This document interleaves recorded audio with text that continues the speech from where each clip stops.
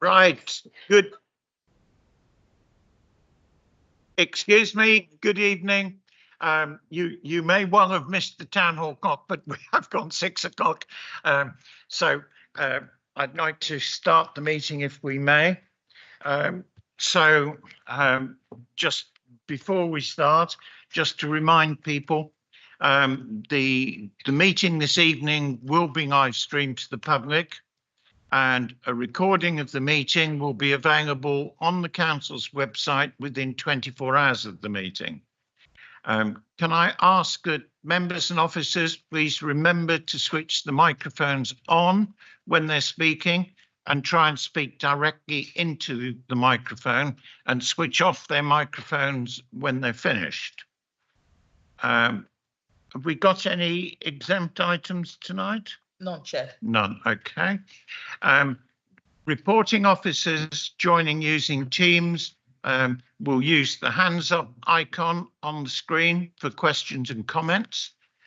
Can I ask, please, that you also remotely turn on cameras and microphones when speaking and off when you've finished. Finally, can you please put mobile phones onto silent or switch them off? Right, so that's it. Okay, can I ask, shall I do the apologies for absence? Sorry, where are you appointed me to? Yes, apologies for absence. Yes, Chair. Apologies received from Councillor Gallagher. We have Councillor Ali as sub for her, Chair. Okay, thank you. Any more? That's it, Chair. Okay. Now, the minutes of the last meeting, I want to draw your attention to the fact that we have to do a correction to those minutes. If you look at the minutes, you'll find that there was, in fact, as it turned out, a procedural oversight at last time's OSB. We had a substitute member in the OSB committee meeting last time that was not actually formally registered and recorded as an official substitute. As such, that's required under the Council Standing Order 6411. Sorry? 64-2. 64-2. And that means that that substitute's vote should not have been counted. That would, in fact, have meant, as a consequence, and we have gone back to the monitoring officer to get advice. And the monitoring officer advises that, therefore, the vote, which was a reference back to executive of an item, which was passed at the last meeting, should not, in fact, have been passed. And so that vote is being reversed. So that motion that was carried the last time and the vote is now reversed. So that item will not go back to executive. And in fact, we have not done so because we knew that this anomaly was going on. So, Chair, which minute was that, please? Which minute? What was the resolution that was passed but not passed? Chair, that's minute number 5, Chair. If you go to your agenda, page... You tell me. Yes, page 8 of your agenda has the resolution, members.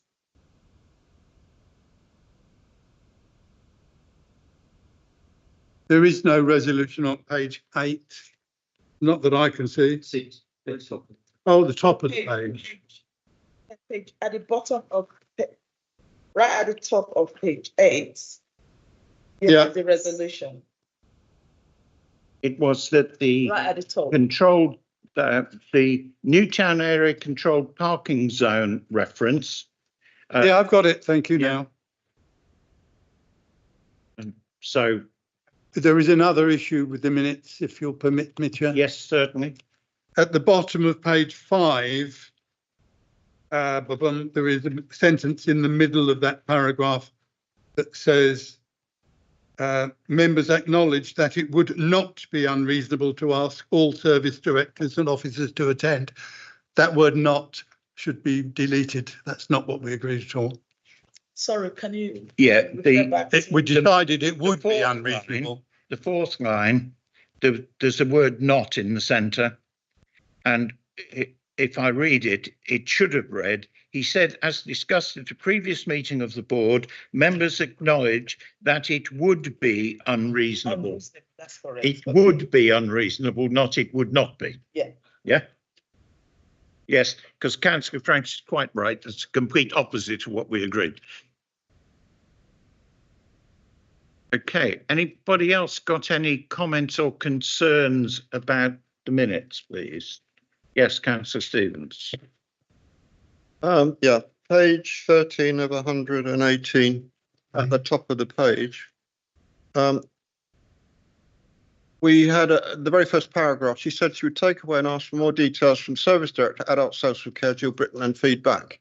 Have we had a feedback? I don't recall having a feedback.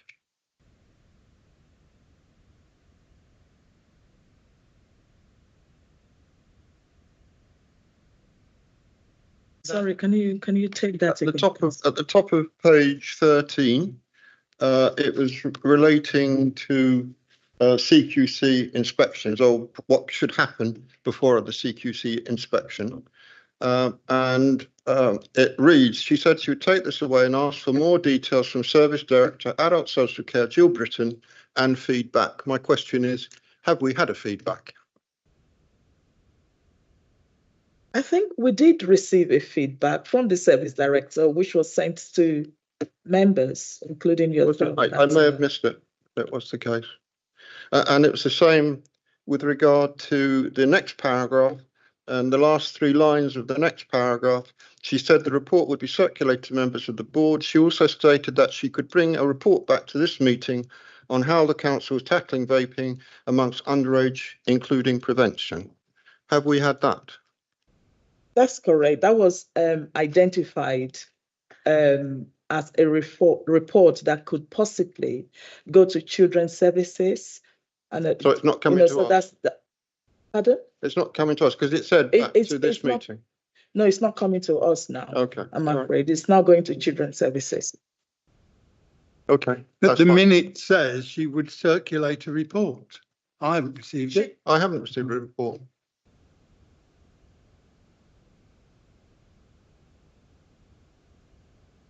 I do remember that report was circulated by the Service Director. I'm sorry if you haven't received it. I'll have a look again and see if I can have that circulated, members.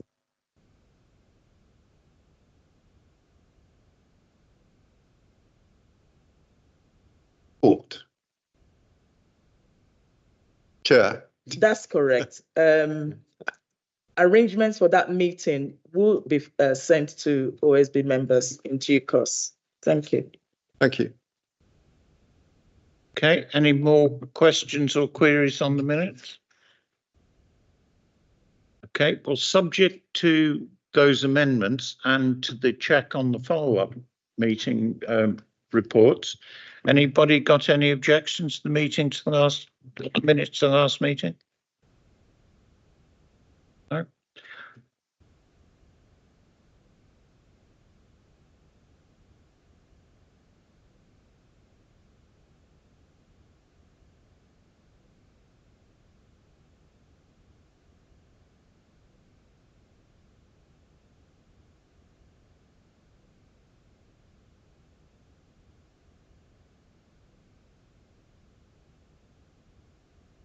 So we are on item 3, Chair. No updates on your agenda page.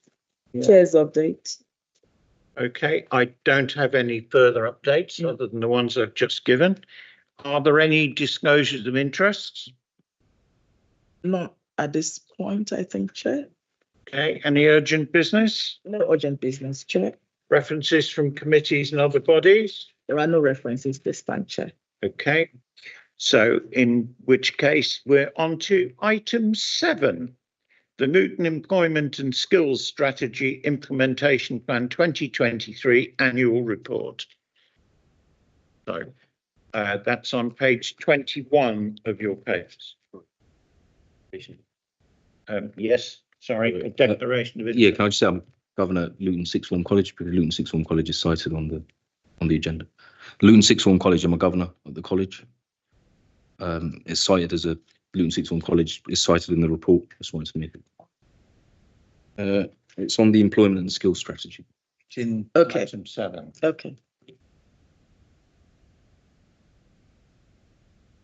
No, thank you for declaring it, but no, we're happy you stay.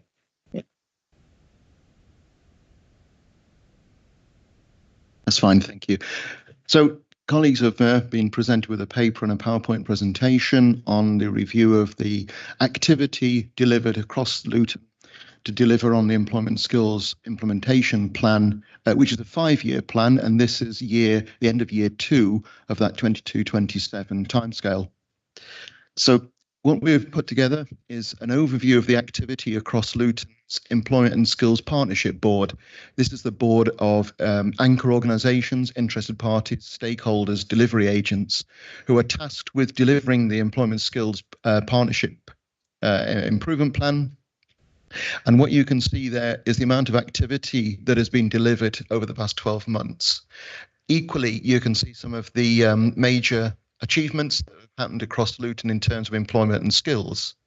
That includes economic performance criteria, and also interventions to initiate, if you like, initiatives to help with the skills areas that we've identified, both in terms of subject matter and also in terms of target audience. Council is very concerned that as we deliver 2040, nobody is left behind. The paper outlines a series of activities. As I say, what I would stress is what we are now seeing is a combined effort across major stakeholders to deliver this. This plan was never only to be delivered by Luton Council. It had to be delivered and owned by all stakeholders. So you can see there both the educationalists, such as the Sixth Form College, Barnfield, and the schools are taking part there in ensuring that youngsters get as much information as they can about the opportunities that are available within Luton in terms of economy and training. There are some major employers taking part, and also, of course, this is closely aligned to the potential expansion at Luton Airport and the opportunities that itself will deliver over the next 5-10 years. The report also outlines some recommendations for activity for the next year, for 2024. Within that will be a refresh of this implementation plan. The notion or the intention is that we focus on activities that can generate evidence-based outcomes. So the focus will move from a more general approach to one which targets either aspects of the population, including young people, those aged over 50 at risk of unemployment, and those in low paid or multiple occupancy of jobs. The idea being, of course, that we can upskill people to take on and be best placed to be able to be taking on high skill, high performance or meaningful employment that is both sustainable and rewarding, moving away from a low class economy where that exists. The recommendations we would welcome from members, ideas about measurement.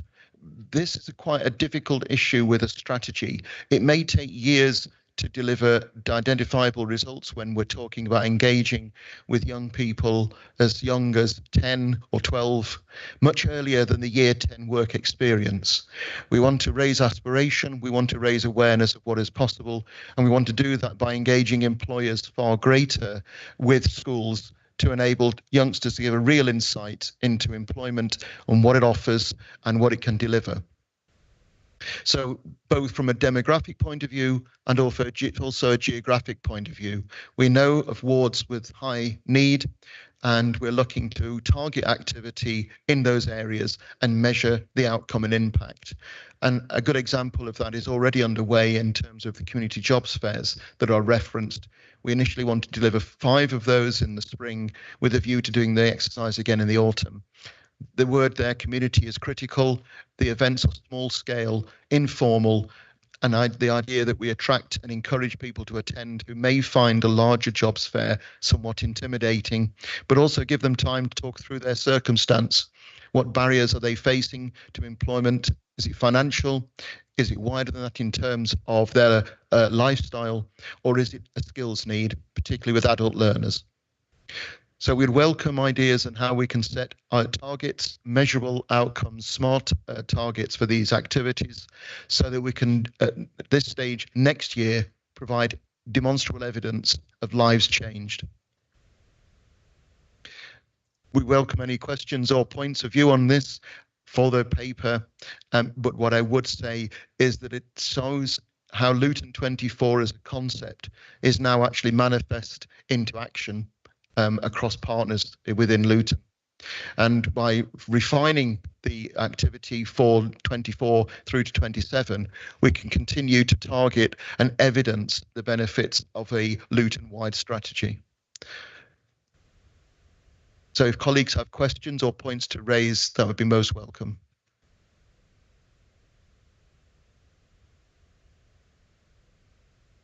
I would like first to bring in online. Gerard, can you come in? I can, thank you, Chair. I just wanted to add one other point to Martin's presentation, and that refining and refreshing of the strategy. A related piece of work that's currently getting underway is to develop a new economic strategy for Luton, focusing on inclusive and sustainable growth over the next 5 to 7 years. So there will be an alignment between the economic growth ambitions and the skills ambitions, so that both strategy and action plan are directly related. So I just wanted to let the committee know that. Thank you. I saw lots of hands going up, so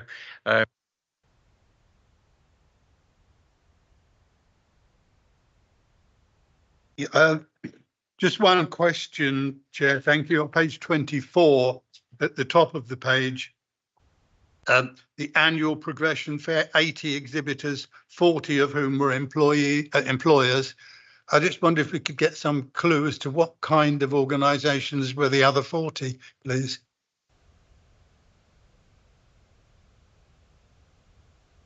Sorry, this is referring to the Employability Day event. Oh, sorry, are we stuck with this problem about your page numbers not being the same as ours again? I'm talking about the sixth form college event where 1,281 year 12 learners attended the annual progression fair. And you say there were 80 exhibitors, 40 of whom were employers. Just wondering what kind of organisations were the other 40. If you can't tell us that off the top of your head, then by all means send us all an email. I'm sure that'd be just as useful. That's fine, thank you. I shall certainly follow up with the college and get the details. What I do know is that we struggle to engage with small employers across Luton. So many of those employers would be the larger businesses that you would expect to attend an event like that. But it is difficult to gain buy-in from small organisations and convince them that's best use of their time. But I will get the details for you. Yeah, thank you for that. Of course, with the smaller organisations, many of them don't have the resources to take a full part in organisations like this.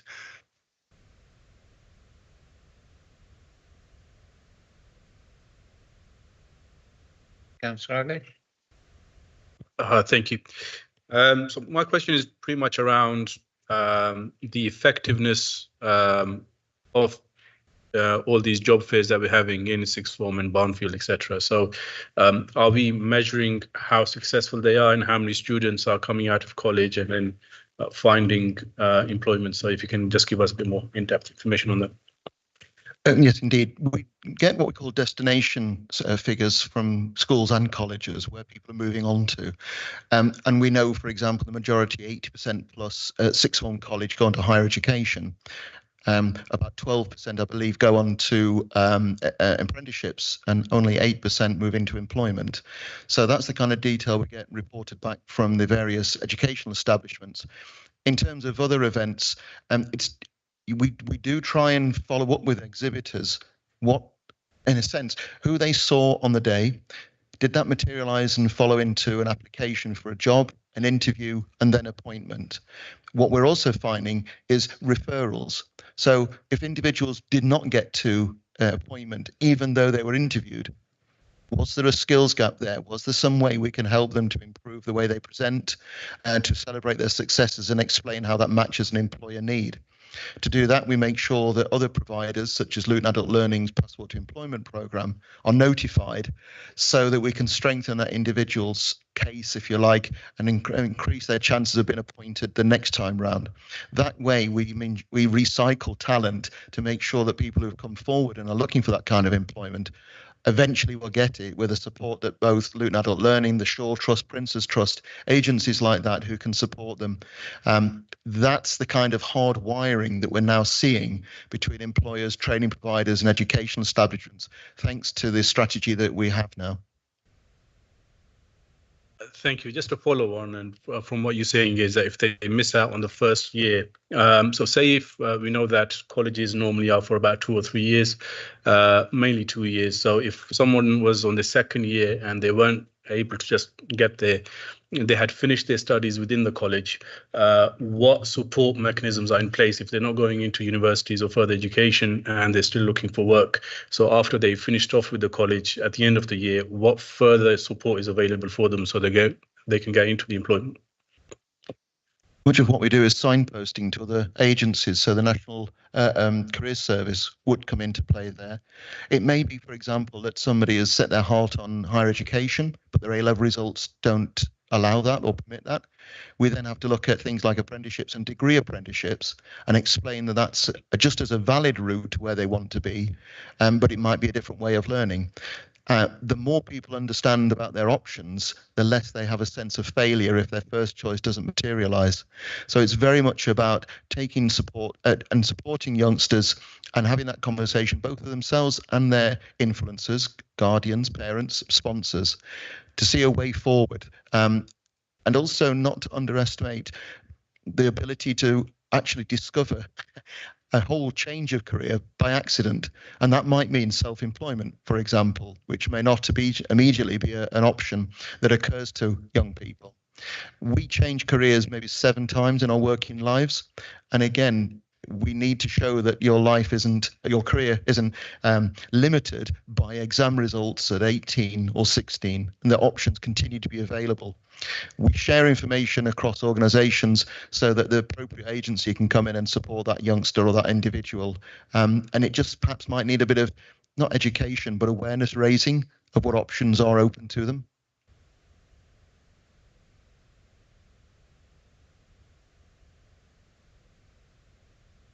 I've got 3. Do you want them all in one go? Or I can spread. Yes, I can go spread for it. them. Go for it. Well, look, first one, apprenticeships. We're all passionate about apprenticeships. I know me and you've spoken about this before, but just so other members come, what impact do you think? Because am I correct in saying that our apprentices are still among some of the lowest paid in the Eastern region? So what impact is that having on skills progression? The other frustrating thing is always that people who don't live in Luton, but who work in Luton, earn more than those who actually live here. So what are we doing to stop the highest paid jobs going to people who aren't living in the town? I know you can't control that, but what are we doing to kind of influence them to be more local based? And thirdly, on next step, page 39, it says want to commission trusted partners to deliver the future skills program. Who are those trusted partners, and how are we defining a trusted partner? Okay, I'll deal with that last question first, if I may. The Trusted Provider Forum is a method in the way in which we allocate any central funding that we have to independent providers across the town, so that we can actually tailor and ensure that the provision of training matches with need.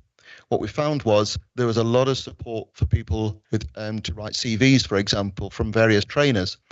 Yet we're also being told from employers that a CV is less and less relevant as a way of identifying somebody's skills, particularly with the advent of artificial intelligence. And what employers were preferring is a face-to-face conversation to see if the individual was a good fit for their business. So what we wanted to do is use the forum to allocate and commission the provision where it's most needed.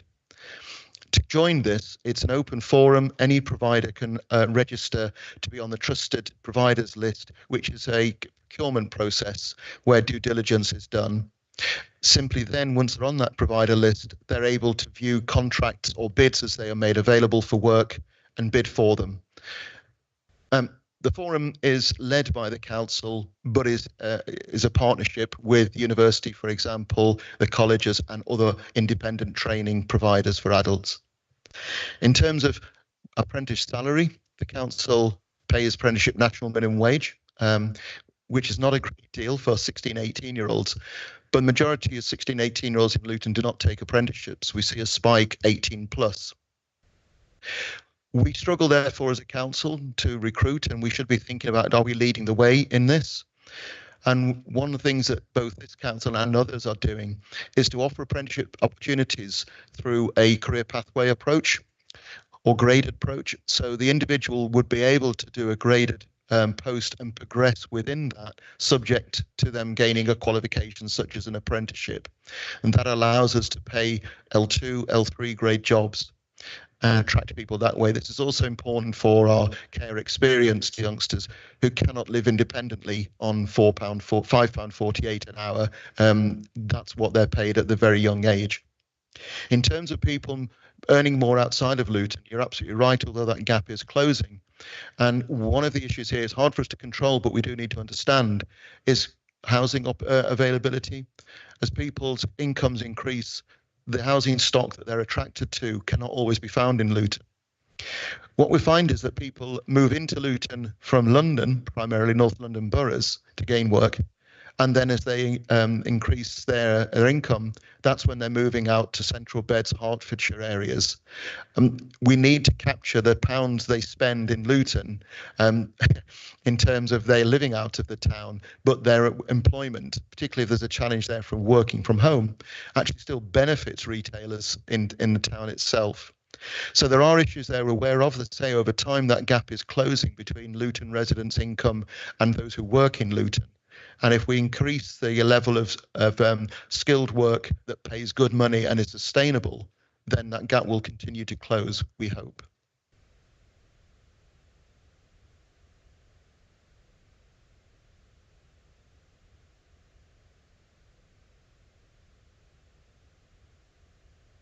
One of them follows on from what's just been talked about by the Vice Chair with regard to apprenticeships. I noticed when I've gone through the agenda that it's, and I say this with my former Associate Dean of the Business School and the university's hat on, that I noticed looking through this particular item that we've got various references to apprenticeships. And I think it would be far easier, perhaps, to draw it all together under one strategy, whereby, we could look at the target number of apprenticeships we actually want, where they're going to come from, what resources we have. And I think that should lie perhaps in the challenges and the opportunities, so that we can put it as an additional item there, because it is an important part of the way of getting people into work, especially amongst young people within Luton. So that was the first thing that I wanted to draw attention to. The second one is with regard to STEM and the STEM subjects. We really need to see a pathway which is coming right the way from the school level up through to places like Barnfield, the sixth form college, on into the university, where a way of encouraging young people to go into the STEM subjects, and perhaps starting a forum discussion between all those parties to see what we can do to bring that about. Because I think going forward in the future, it would be great, not just for the country as a whole, but especially great for Luton, if we could get more young people interested in and taking up courses and actually going into employment within the in STEM subjects, where really our future as an economy lies to a large degree. The third, which is, I'm sorry if I, because I was thinking that also could lie perhaps amongst the opportunities and the challenges of the future. The third area that I'd like to talk about is ESOL. Now, that is an important area, obviously, especially for newcomers to the town, having English as a second language. But I think I don't see what follows on from that. You know, that is the first stage in getting people up to a level of fluency which could be useful for them in the workplace. But what we need to have is then the next stage highlighted is how we then give advice on careers, how we can get those people that have been taking up the ESOL subject into careers going forward. And I think that again could be another strand perhaps, you know, where we could actually show a clear indication, you know, they're going through this subject now. We can see what level they're going to be coming out and what the outcome is. And then how can we get them on to an apprenticeship or to another area? And I think that is important going forward. The final thing was, so I wasn't quite sure what this meant, and that was on page 25, and it talked about 8 Luton SMEs recruited into degree apprenticeships. Are we talking about the companies offering apprenticeship programs? Because obviously an SME is an organisation, so are we talking about people within the organisation taking on an apprenticeship which would lead perhaps into an MBA qualification, which is going to be very good for them going forward if that is the case, because it would deliver high-level managerial skills? Or are we talking about the SMEs actually opening up opportunities within their small companies to people who can then take on an apprenticeship leading up to an MBA as part of the output at the end? Yeah, thank you. On that point, I understand it from the University of Bedfordshire, they are 8 individuals, so they could be business owners themselves. ESOL is an interesting point. We're currently working with Job Centre Plus to map job roles, if you like, and the level of English written and spoken required, so that even people with a very low levels of English can still be pointed towards appropriate roles that they may consider. Some vacancies they're not customer facing. They don't need high levels of ESOL. However, there always has to be a level where you can understand health and safety instructions, you can have meaningful conversations with your line manager and so on. Within Luton Adult Learning, we tend to, as people progress higher levels of their spoken English and written English language, is move them onto the passport employment programs, where we can get a sense of the kind of work they would be attracted to by their character, and then highlight them as available to other employers. And one of the programs we're looking to bring in this year is a passport to local government, so that we can identify a talent pipeline amongst our ESOL learners within Luton Adult Learning in a way that they can then quickly identify a job role that they can do, and in turn career pathways where they can move on to as they continue to improve their English. The other point is quite interesting you made about STEM. One of the case studies I think we referenced in the PowerPoint presentation was a business that were contracted to the council, and as part of their social value, they went to Denby High School and took a maths class, a GCSE maths class, across the road to a park, and were doing measurements on trees, heights, girth, and diameters, and so on. They then explained how the maths in their curriculum, their lessons, has been applied into work. So it gave the youngsters understanding of the relevance of the qualifications and the learning they're doing in school, because they could see how it is applied in the world of work. STEM, green technology, carbon reduction and digital skills are certainly the areas we'd like to increase and grow. But that itself could be a 5-year strategy. This is not going to be an immediate turnaround. But by engaging with businesses, and again, SMEs come into play here, we can ensure that youngsters are aware of those options and be attracted to them. apprenticeship strategy, yes, that's something we are recommended to do as part of the LGA's maturity model, which enables authorities to see how well they're integrating apprenticeships. Part of that is to have a standalone approach. In fact, some authorities set each department a target of how many apprentices to recruit. What we're finding, of course, is that we need to educate again, raise awareness of what an apprentice is and what an apprenticeship is. One of our most successful outcomes in my team was an apprentice closer to my age than 17, who was an ex-teacher, but had no office skills, wanted a career change, took business admin here at the council and has secured a post. So it's awareness raising of what an apprenticeship as a training package and perhaps challenging stereotypes as to who an apprentice is. One other thing I forgot to ask. I think in there it mentions that students at the university, 50 of them are doing live workplace. It doesn't mean to say they're doing them in Luton. It doesn't even necessarily mean they're going to do them in the UK. So one of the things with the new agreement, I'm not sure if it's called an agreement, that's going to be signed soon. I think it's coming to one of the SOB meetings soon, which is about the agreement between the council and the university. I think that hopefully you're going to be part of those discussions that's going on, because I think it's a great opportunity for us as the council to find work placement opportunities, or should I say, to find projects for students, which will also benefit the council, as well as benefiting the students. The location is great because we're close to each other. It's great, therefore, for students being able to come into the council necessarily for doing their research. So hopefully, when that agreement is fully signed, we could actually put a big emphasis with the new vice chancellor and the dean of the business school to have more projects. Well, it's not just the business school; it crosses the other departments and other faculties as well. But a great opportunity to go forward to find that kind of opportunity for the students, but also giving them initiative maybe to stay put in the town after they've graduated. Yep, absolutely. Wednesday, we are supporting a University of Bedfordshire event on employability. The recruitment team from the council will be in attendance, and we're also looking at highlighting roles within our care sector as well.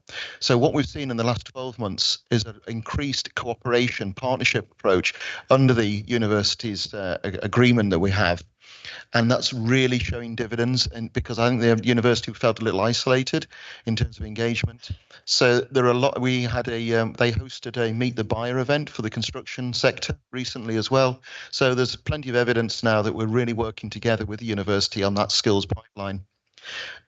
In terms of doing our bit for undergraduate work experience, the council, I believe, has a policy of not offering internships because they're not paid, and yet they have a benefit to the individual. And if we can offer that and encourage other large employers to do the same, perhaps then they will not be tempted away from the town because they'll be familiar with the opportunities that we can highlight. So that's something we encourage, but there is the issue about internships.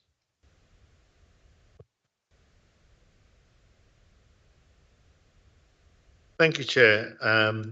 I was going to pick up on a point where Gerard raised. I mean, this strategy needs to align with our local economic growth strategy because they need to fit hand in hand. So I think we need to think about that. And I'll just give you an example where I was reading the other day that the local digital sector is in the UK is going to grow by about £40 billion in the next 2 years and create about 700,000 jobs. So what are we doing to tap into things like that? So the local economic growth strategy needs to sit with this. Overall, this report reads very positive, but it needs some context because I'll just give you an example. We talk about 50.4% of disadvantaged pupils achieve grade 4+ in English and maths, and that's up from 44, which is great. But do you know what the national average is? 65%. So we're still some way away. We talk about 92% of our schools being good or outstanding, but attainment in Luton is in the bottom third of local authorities. So some of this, it's fine, it's window dressing, but it doesn't really reflect the actual picture that's out there. And we need to do more, and we need to be working quite closely with some of our schools. I didn't see anything about NEETs in here. I think there's one word about NEETs. I think that's quite key. So a bit of realism in terms of context. Where are we in comparison to national averages, so that we can see where we're going, how we're closing that. But overall, it is on the upward trend. Thank you for that. I think in terms of context, we have looked at performance here in terms of employment and so on against an economy that is largely flatlined and in fact went into mild recession. So growth is not apparent and it's difficult for us to generate that. What we do need to see is a pattern but an upward trend. We anticipate dips in the road in terms of performance. You mentioned NEETs. Luton does perform well. You're absolutely right. There's always room for improvement. For example, with economic inactivity, it has fallen, which is to be welcomed. But one of the main barriers to working mothers returning to work, working with mothers with childcare is the cost of childcare. So the situation has many aspects that some we can control or influence, others are wider and bigger.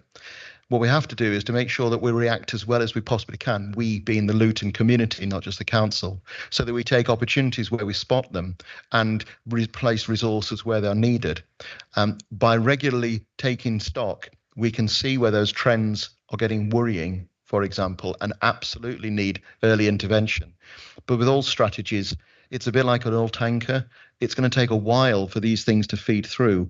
But the fact we now have an infrastructure of all parties working together on a shared agenda, and which, again, the paper here was always intended to be organic. In other words, it needs refreshing. Nothing stands still. So by continually refreshing this, it remains fit for purpose. And I think that's the correct approach. Come back, I'm going to pick up a point that Councillor Stevens made about STEM, and what I don't know what the strategy is saying about technical education. If you really want to skill people up, and I don't know what we're doing locally around technical education, promoting it through our schools, through our colleges, and some of even the apprenticeships there. You say we've got this many apprenticeships, but it would be good to see a breakdown, because there are different types of apprenticeship: level 2, level 3, level 4, level 6 is a degree apprenticeship. And again, we should be pushing people to be going for level 4 and above, because that's where the skilled jobs are, rather than the level 2 and level 3. And so again, a bit more detail, a bit more context would really help us. One really good point that you've raised there is the engagement with employers and colleges to provide qualifications. The T levels are being rolled out as BTEC becomes unfunded. T levels require employers to provide work experience. If they don't, then that young person cannot gain that qualification. So employers need to be aware that they have to start engaging at a much earlier than a point of recruitment. Otherwise, the supply that we need and can identify might be hampered. I think Barnfield have talked about over 500 students who are currently on courses that will not be funded later in the year. And T levels are the ones to replace that, but employers need to be engaged. That's clearly a message we need to get across.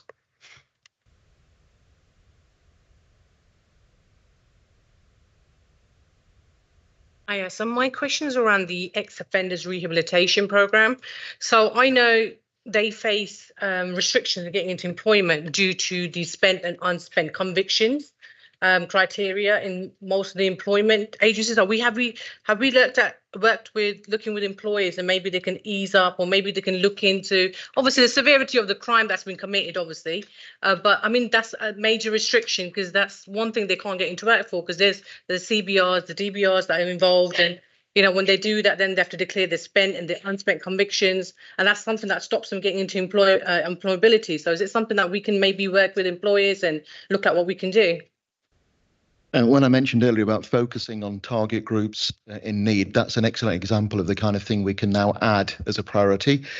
We know of good case studies by other authorities, particularly in East of England, LGA, who have done just that. So there are models there that we could adopt without having to reinvent the wheel. So yes, thank you for that. That's certainly an area we can look at focusing on.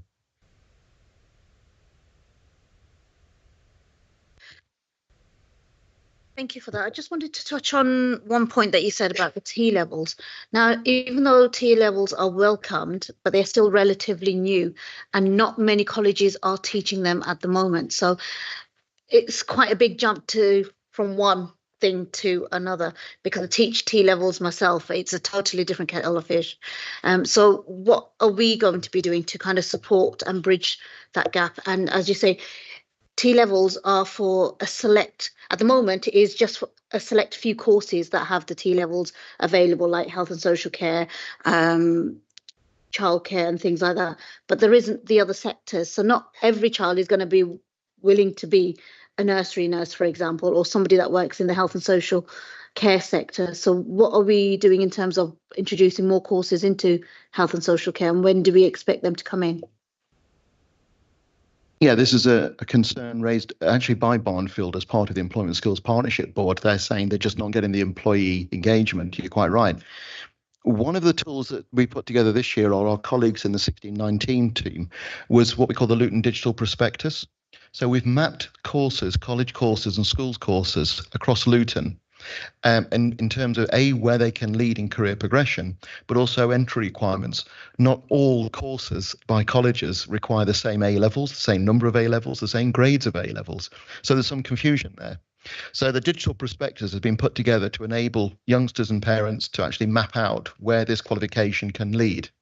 This year, we'll be adding an employers section to that, because some employers are still unaware of, for example, GCSEs. Now, you're not going to get an A star. They're graded 1 to 9.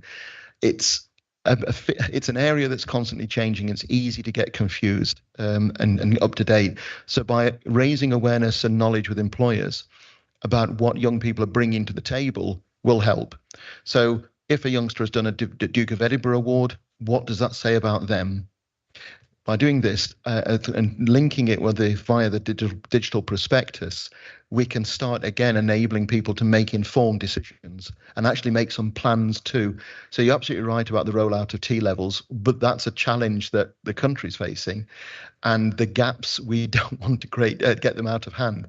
So by flagging that with employers in construction, if you're going to recruit locally with all the construction work that's planned in Luton, you need to engage with T levels, or you won't be finding your next workforce. But the digital prospectus and the conversations we have, hopefully will get that message across. But it's a bit like painting the Forth Bridge. It's never going to be finished. Just sneak in before I go back to again ask for more questions.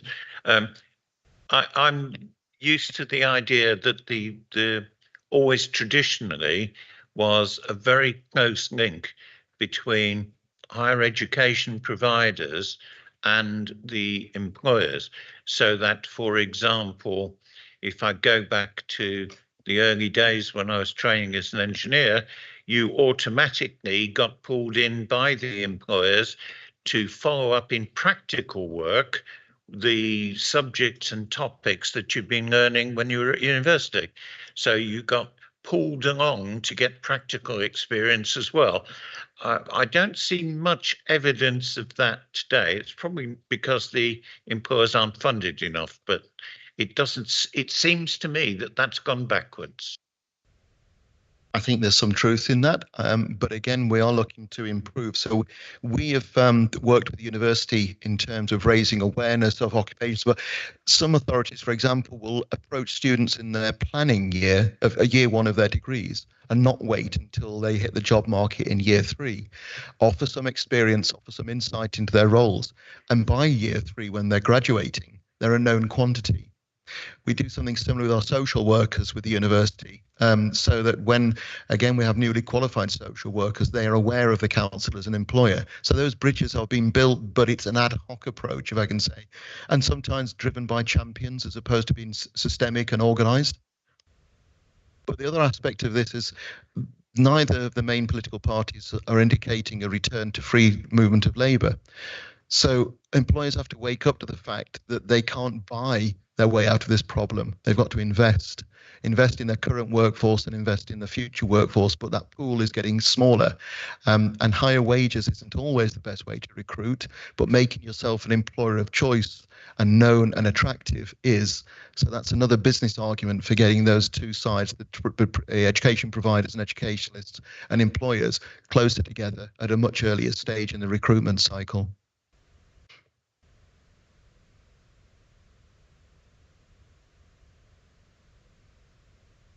Thank you. I've got quite a few questions and I hope you'll indulge me.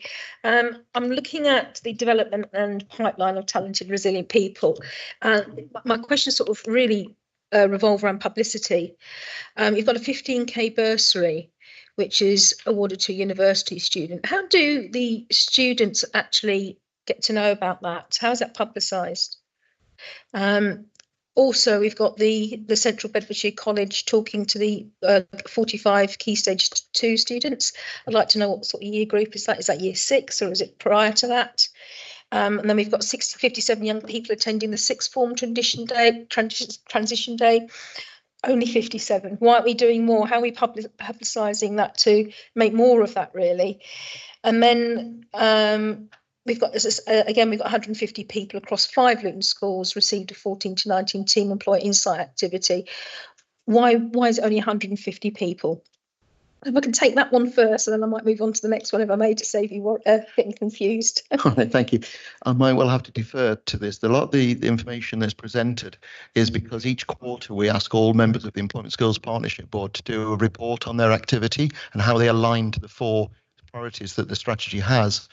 So we need to delve a little deeper as to when those events happen. If that was an event that happened in January, when it's part of an annual report, it's a lot easier to dive deeper into that first quarter, third, fourth quarter for that January report.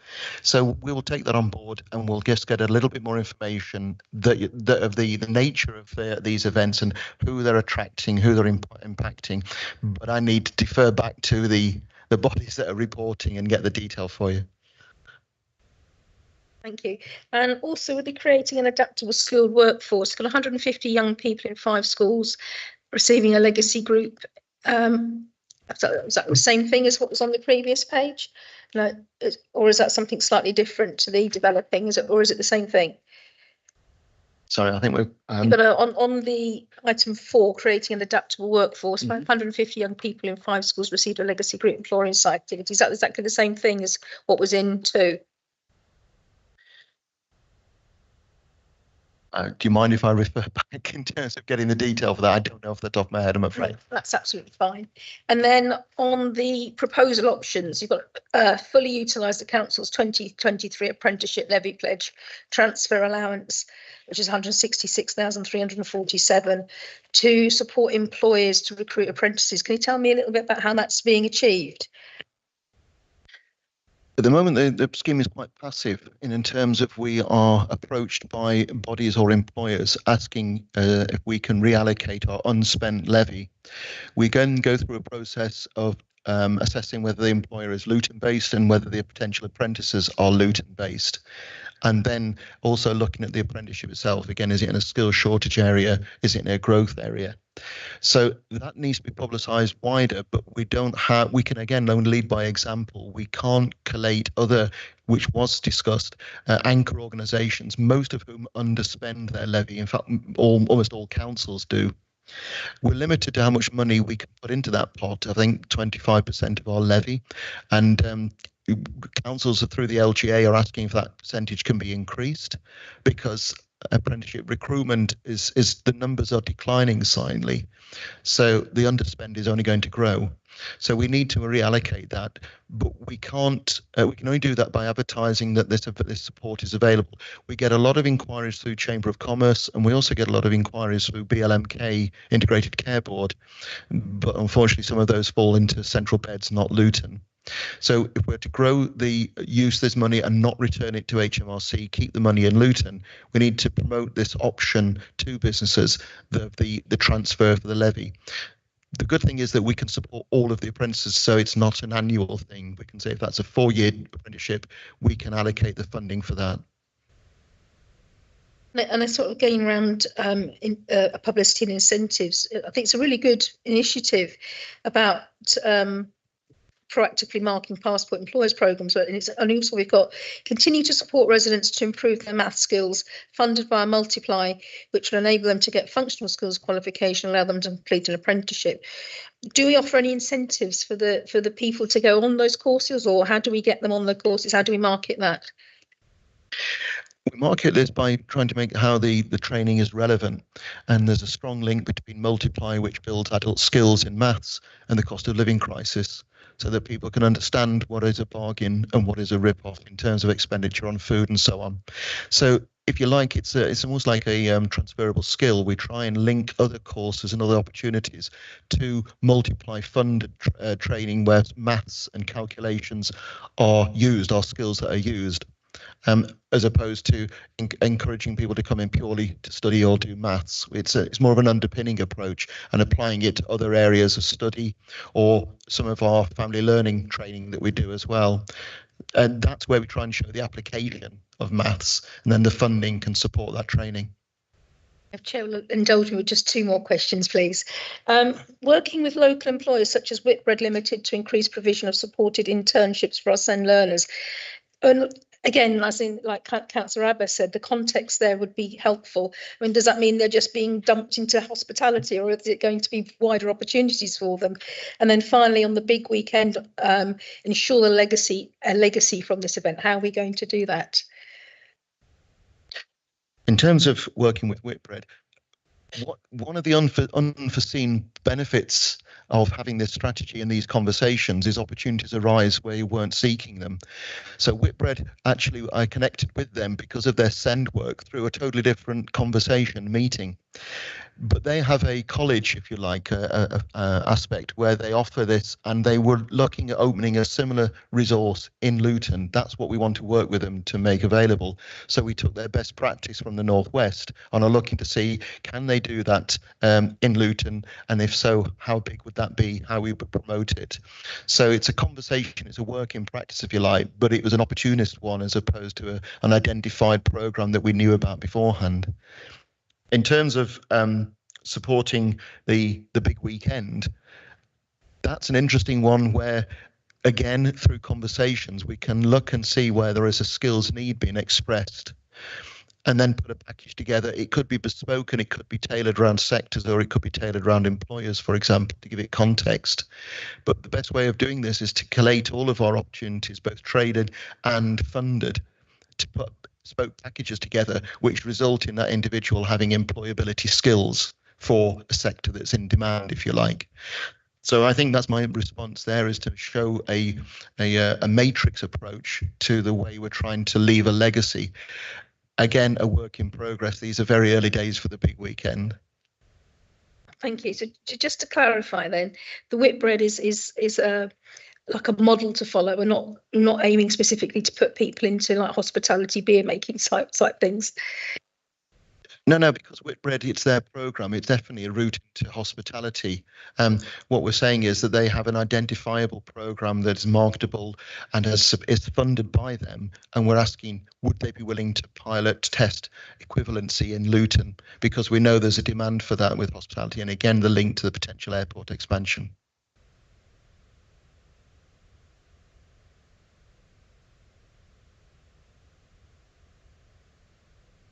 It seems to me that we could probably you gather that obviously a lot of interest in your work.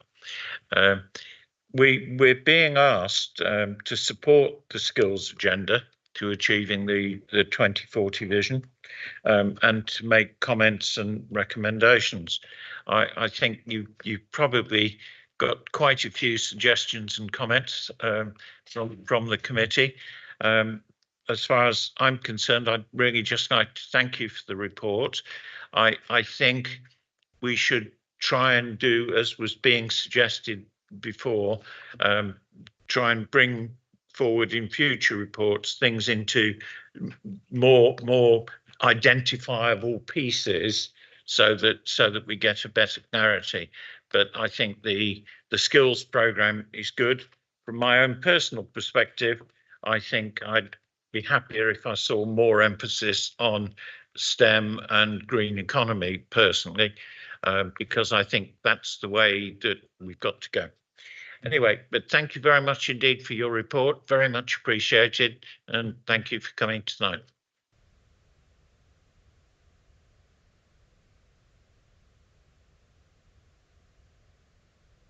A lot of interest in that report and a lot of involvement, which is great. Okay, I think we're now on to item 8. Just trying to find where that is in my. It's on page 43, which I'm about to get to. Okay, we're here now talking about the Vale extension regulations and standards. I did actually have invite and a request as to whether we had any external people from the faith communities wanting to join us. I don't know whether that's the case. I don't believe we've had anybody from there. Just wanted to be sure. Okay, so the Vale extension regulations and standards, please, sir. Good evening, Chair. Good evening, Committee. My name is Alec Green and I am the Service Manager for the Vale and the responsibilities for the Vale.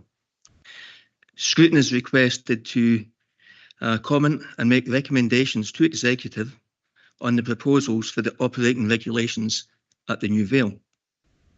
The recommendations take into account are maximising capacity at the new Vale.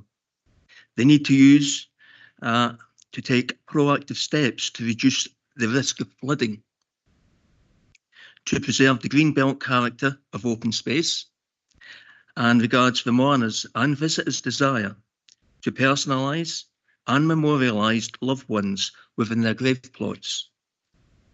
As within the report at item number 7, we have conducted several drop-in sessions with stakeholders, residents and members of the public, and we've also held information at the Luton Library. We have listened to the feedback and where possible, we have included these feedbacks into our proposals. Thank you, Chair.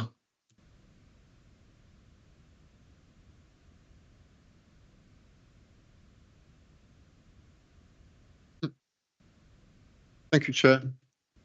Thank you. It says here there's a local community preference for burial as opposed to cremation. What are the actual figures that show?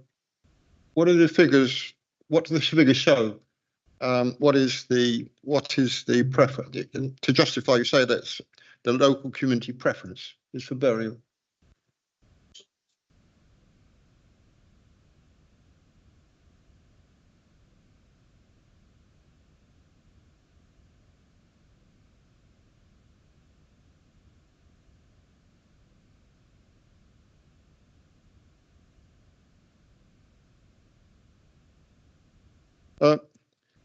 If that is the case going forward,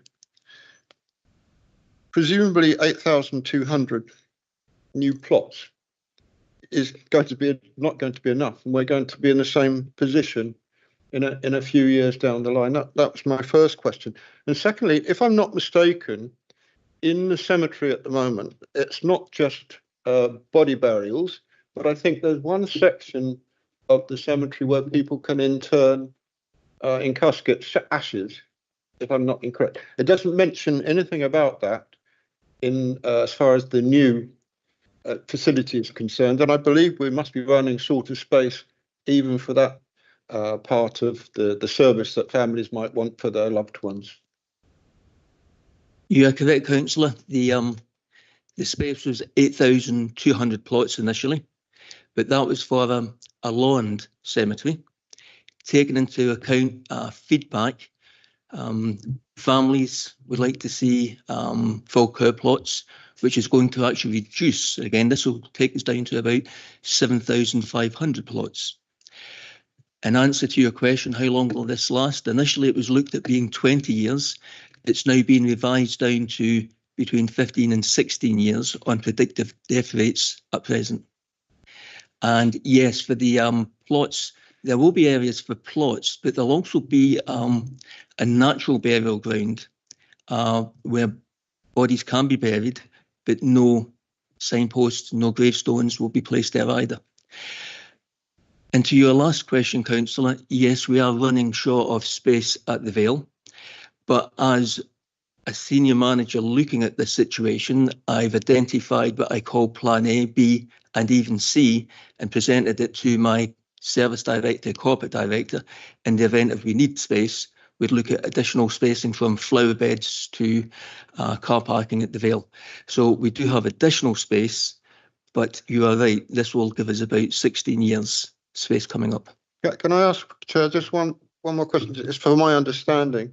On page 45, number B, it talks about option to have curb sets 1, 2, or 3 tiers.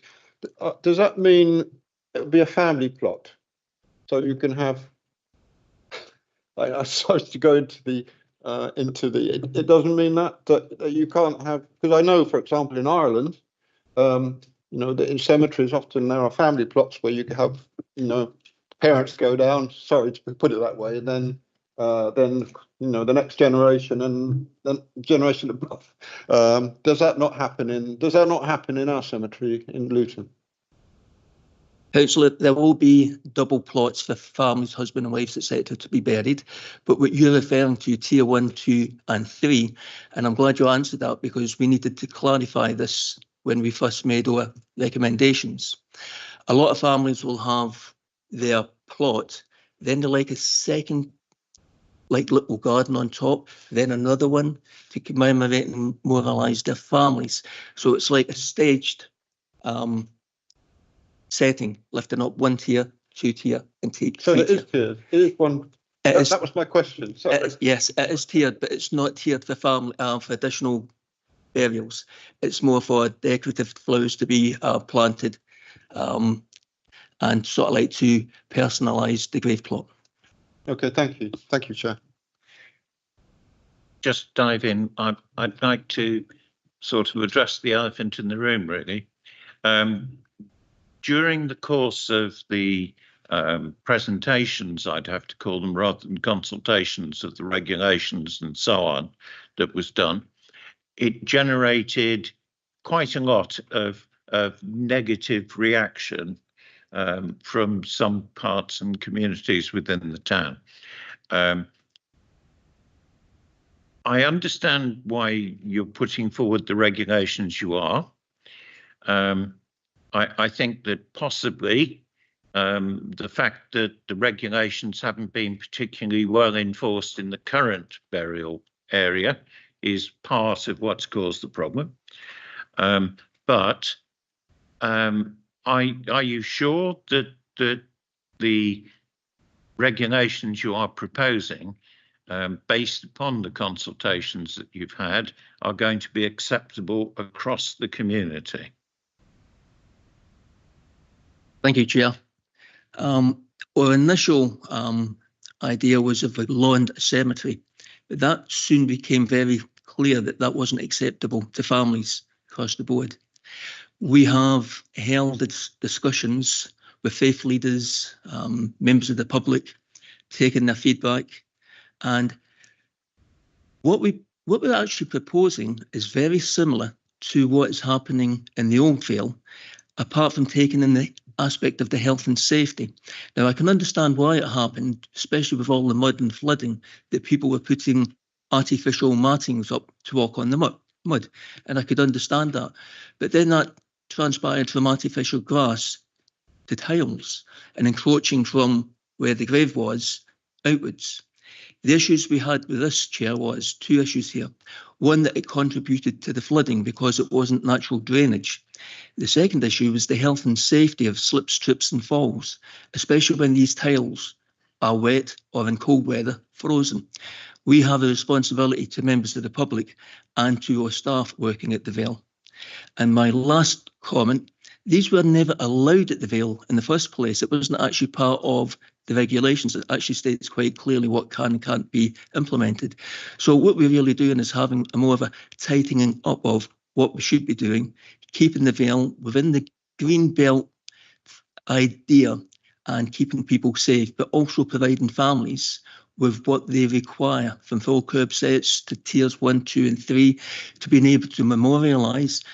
When we had the discussions, people were worried because they like to plant. We didn't say people can't plant. What we said is you can plant within the grave. You can have natural soil within the grave. There was a lot of misunderstanding what people could or couldn't do. So myself, Vicky, my corporate director, Gerard, took the time to meet with people, explain and get across what we're actually trying to achieve. So in answer to your question, we've alleviated an awful lot of the fears. There is still some things that we will not permit, i.e. planting of trees. And the reason we've stated this is trees, after 5, 10, 15 years grow, they encroach onto our graves, do damage, but then we have the cost of trying to maintain them in the first place.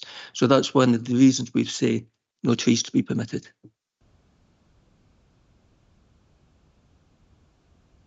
Yeah, just a couple of points. My understanding of the key complaint when these were first publicised is that the decisions were made before the consultation was undertaken.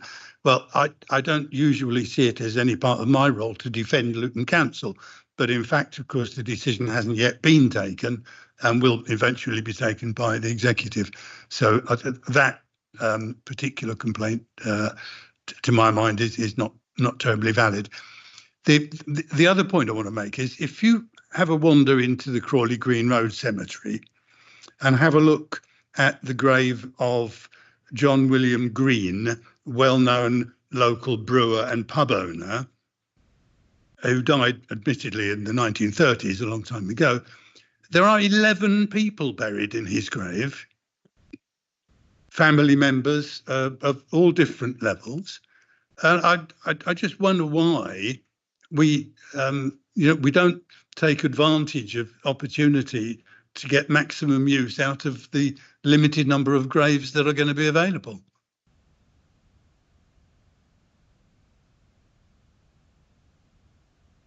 Thank you, Councillor. Just to be correct, these were drop-in sessions that we were having. It wasn't consultation. What we were doing is meeting with the public to tell them what had been looked at, what was proposed, what we were going to do. So it wasn't actually a consultation. So just to be correct on that. The other crematorium, the other veil that you mentioned on Crawley Green Road isn't actually Luton Borough Council. It doesn't fall under NIFO remit, just the one up at the Vale and the new extension, Councillor. But we are trying to maximise all the space that we can, even to the point that one of the recommendations we were asked to look at is, could we have additional footpaths? Well, once I sat down with the Vale manager and started working out, for every additional footpath, we would lose 20 burial plots per footpath.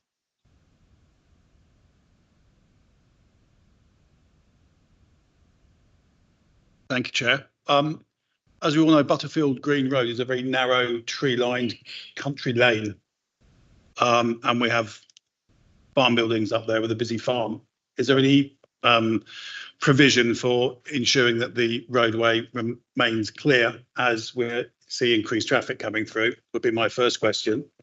And second to that, I was involved last year with some of the local residents up there, where people visiting the cemetery were breaking through the hedgerows and breaking through the fencing to be able to get to their graves rather than using the main entrance. Will there be any plan or provision to ensure that doesn't happen this time when we see more damage to the trees along that street or road? Thank you. Thank you, Councillor. First question, the traffic issue, and you're totally right. That was one of the issues that was raised when we were having our drop-in sessions. We've actually arranged for the highways and the enforcement officers to visit this location, and they're actually making plans and proposals how to maintain traffic management at this location. So that was a consideration that we did take into account, and that's now been looked at outside of these proposals to address the concerns that you've just identified. Hedgerows, I wished I could stop people squeezing through and climbing in, short of actually employing security guards to man that. And what annoys me, Councillor, is we lock the gates at 8 o'clock in the evening. for cars to drive in, but we still allow access for pedestrians to walk in. So there's no need for people to actually take that activity and damage what they're doing. But we will continue to look at how we address this, whether it's been putting up additional fencing, etc. But it is an issue that we have to deal with, Councillor. Thank you. Thank you, Chair. I've got a few questions. I think we've kind of like my colleagues have asked a couple of them, but if I may just take a few one at a time, just so that we don't confuse anything. So we understand that in the new cemetery, there's not going to be any parking facilities for normal users. There's probably only going to be disabled parking. So how many disabled parking spaces are there going to be? And what is the walking distance from the current car park to the furthest end of the cemetery? You're totally correct, Councillor. Part of the feedback, one of the issues people had was disabled parking. So we've increased the disabled parking up to 25 bays to address this situation. There will be the parking at the Old Vale, and I don't like to refer to as the Old Vale, which has ample parking. We've actually created a footpath from the Old Vale into the New Vale, which from the car park walking along will take less than 3 minutes. This is actually a ramped car park as well, so anybody with prams, etc., will be able to access the New Vale. Just to clarify, is that 3 minutes to the start of the new cemetery, or is that 3 minutes to the further end of it? Good question, Councillor. It will be 3 minutes to the start of the Vale as you enter into it.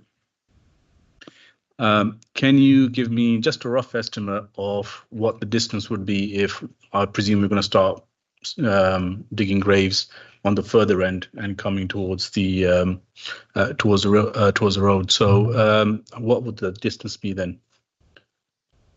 With the size and proposal of the new Vale, once you get to the Vale and to get to the very end of the Vale, that will probably take you another 3 minutes to walk that. So in total, from the old car park to the furthest end of the new Vale, you'll be looking at about a 6 minute walk. Okay, is that a brisk walk, I presume? Okay. Now, in terms of the toilet facilities, how, again, working from the furthest point, how far are the toilets going to be? They're going to come to the current Vale if they need to use the toilet. So how much of a distance is that going to be? Again, Councillor, you are correct. The toilet facilities will be within the main Vale. There is no planning permission at present for toilets to be at the new Vale. However, we are happy to review this and to see what is available under the, and I must stress, this is under Green Belt planning permission. Sorry, what would the distance of walking be? Council, it will be almost the same location from the car park, from the toilets. You're looking, and if I'm going to be pedantic, probably an extra 30 seconds to a minute, depending on how fast you walk. I get somebody else to come in. Can I just ask the question, because you just asked about the toilet facilities. The report says we are currently reviewing the potential for providing toilets at the new site. That doesn't seem to be consistent with the answer that the council was just given. Councillor, it is our intentions to review this and to look at planning permission based on the Green Belt regulations. So I haven't got an answer definitive that I can say we are going to build toilets. What we will do is we will review the toilet planning permission to see if this is permissible. Thank you, Mr. Chair. I was going to ask, with your new regulations and the disabled parking, how are you going to enforce it? Because I know the majority of people will abide by them, but you will always get a rogue resident that will say there's plenty of disabled parking. I'm just going to go and park there because it's convenient. And equally, with all the other regulations around the grave, how are you going to enforce them? How are you going to stop people doing what they want to do? Councillor, again, you're totally right. How are we going to force people to adhere to regulations and rules? This will have to be part of the enforcement and highways planning to implement traffic management system. Now, this is not part of my remit. I'm aware that my colleagues are looking into it, but we are looking at potential yellow lines, double yellow lines, officers visiting and issuing if we need to. So, as I said, it's not my remit, but I am aware that enforcement and highways are looking at addressing the situation. Can I make a suggestion? Any thought of maybe putting some CCTV cameras there or something like that? Councillor, I have been privy to conversations and I'm aware that they are looking at all options. But again, that doesn't formulate this report this evening. It's management of the traffic that is being addressed.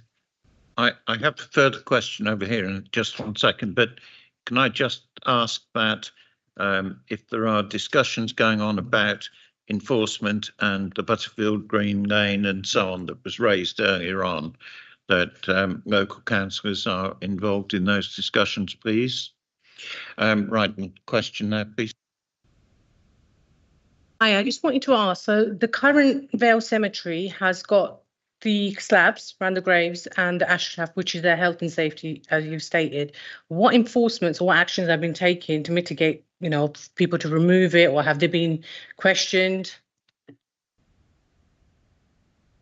Again, good question, councillor. This wasn't allowed to happen. It happened, as I stated, because of the weather conditions and the flooding. Once it started happening, and I'll be honest, it got out of hand for us to suddenly start digging it up and taking it away. So it was left in situation. At the new Vale, we have the opportunity of managing it correctly.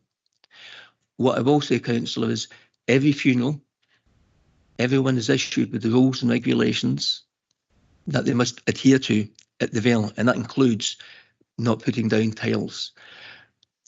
What I have experienced over the years is at night time and weekends, people turn up with the lorries, with the cement mixes, with their materials, and put it in out of sight. So we have not removed it. We have not taken that decision to remove it. We are taking the steps that the new Vale, we have the opportunity of managing it from the start. So you haven't been able to enforce it in the older one. What makes you think you'll be able to enforce it in the new one? Thank you, councillor. That's the reason why I'm sitting here tonight, that I hope that the recommendations go to executive and that it is agreed that we can actually adhere to the new rules and stick to them. I think obviously the priority is to increase capacity for burials because we're short of land, and I understand that's your priority. I mean, obviously we've had residents contact us regarding concerns around car parking, but I just want you to set out, just for the public and for members here, if you were to go ahead and build car parks, how much burial space would you be sacrificing if you were to do that? Sorry, councillor, was that to put additional parking in? Yeah, we've actually looked at this. It's not going to really impact because it's going to be on the service road. But as one of the councillors actually said, we then must have traffic management, that we can't have people park on one side and then trying to have a funeral the other side. So by having the disabled basin, there's going to be 25 allocated. This is where we're going to have to be very strict with the parking regulations of double yellow lines to ensure that people don't act untoward. Thank you, Chair. I still had a couple of questions left, but I thought you wanted to mix them up a bit. Well, I'm happy to ask the remainder of my questions at the end if any other members want to come in. Sorry if I missed it and you mentioned it earlier. I'm really pleased that there's a natural burial ground, but it doesn't mention what you're allowed to put in the natural burial ground. Usually you can have like a small plaque. Thank you, councillor. The natural burial ground will be natural. Even the flowers will not be allowed to have wrappers around them. There'll be no plaques. There'll be nothing. It will be a natural burial ground as what people want. And the word natural is the way it will remain. So no plaques like you might get in other natural burial grounds? Councillor, there'll be nothing. It will be a natural burial ground as identified. Thank you.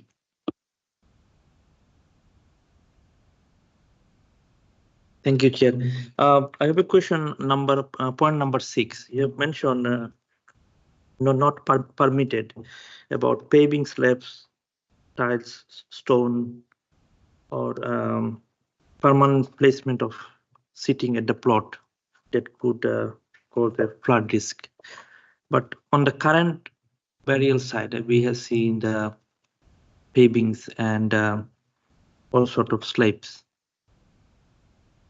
So if people, is there anything you can allow people to have some sort of about the identity of the where the people got buried about for particular time line, like few years time, because on the current premises we can see the permanent pavings and in marble plate stated, but on the proposed side there's no option. So is there anything you can consider for at least allow the few years people can have their names on the burial ground so that their relatives can identify the place at least for a few years? Thank you, Councillor. Councillor, it's not our intention to permit any artificial surfaces around the graves. We view this as encroachment coming from the plot that the family has purchased onto land that they haven't purchased.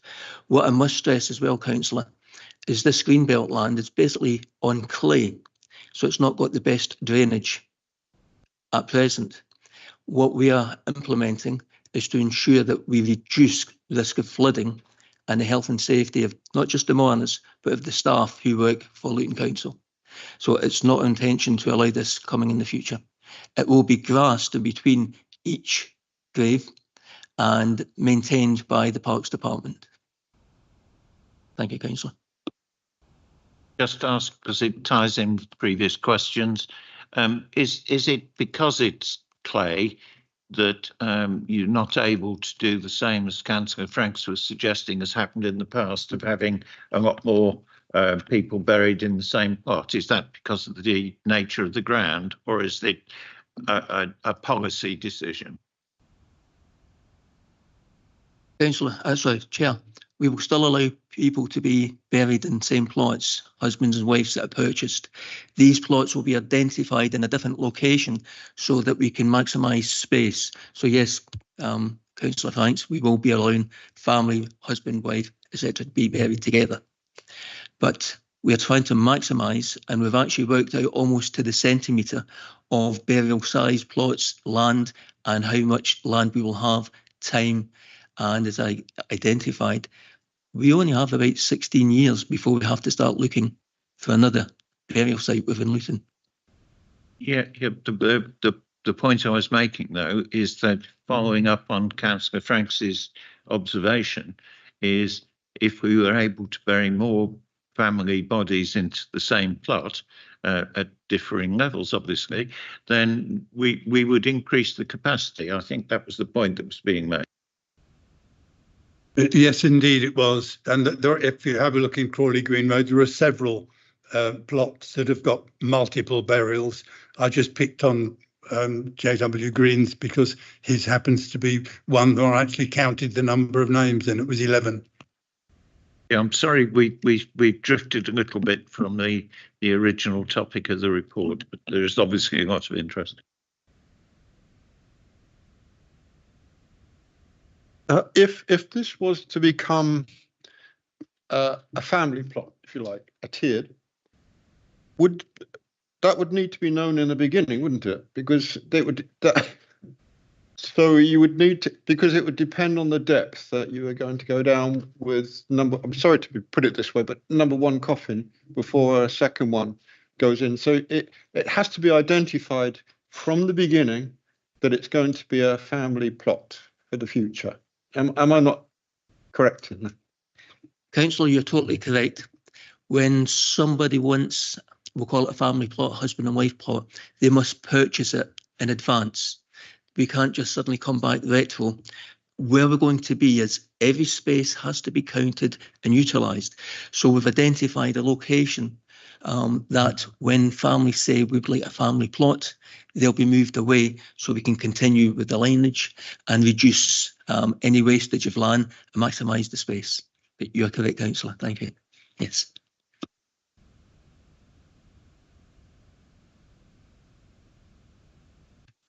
Thank you, Chair. Just a final couple of questions. I think we've touched on the multiple depth burials, which is, I think, the actual term of what we're referring to as family burials. Now, I know that in some communities that may not be something that's acceptable or something that they'll be willing to do, but I do know that there are plenty of burials that we do that are possibly that don't have family as such left behind. So what we call not unidentified people, but people without family. Could those burials be considered as part of this multi-depth burial? Of course, I understand that there will have to be pre-allocated space for them, and then for families to actually purchase a plot where they can go into multiple depths to actually save more space. So this would be on another part of the cemetery where we are actually, this is more of a controlled function going forward. Is that something that we can actively put forward and advertise rather than just leaving it as something that's, so below the surface and not really sort of advertised as well? Thank you, Councillor. Councillor, we always try to accommodate families' requests.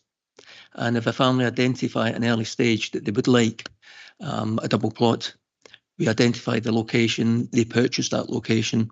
So when somebody dies, there's the space for them next. That is already advertised, that's already happens. So it's nothing new that we're not going to offer. The only thing we cannot do, and I have to stress this, that if somebody is buried singular, and then a few years later, somebody decides they want to be buried with them, it's going to be very hard for us to go along and excavate and open up because of the way we're now maximising the space. As I said, we have 7,500 plots, and that's 16 years' time. And I hope that in 16 years' time, I'm not sitting in front of OSB trying to discuss new plots moving forward. Thank you, Councillor. No, thank you for that. Basically, I mean, it's that's a concept which isn't well known. So the second part of my question was how well can we actually manage that? Obviously, we're restricted for space, so maybe advertising that a bit more diligently and looking at some of these burials that we have where there is no family, so there isn't going to be anyone coming to that grave going forward. So maybe those are the kind of burials that we can actually plan for and in a separate area of the cemetery. But moving on from that, I think that would actually save space, so we can actually bring in some parking spaces, because 10 minutes, well, you say 6 minutes walk, but I think for a person that can't walk that fast, it'll be significantly more than that. So maybe having some more parking spaces available would actually benefit, because I really can't see how, looking at some of the burials that go on and the amount of people that actually attend, that we're going to have, it's going to be feasible for people to park where they are now and then walk all the way to the top end of the cemetery. By that time, they would have buried them and be on their way back, to be honest.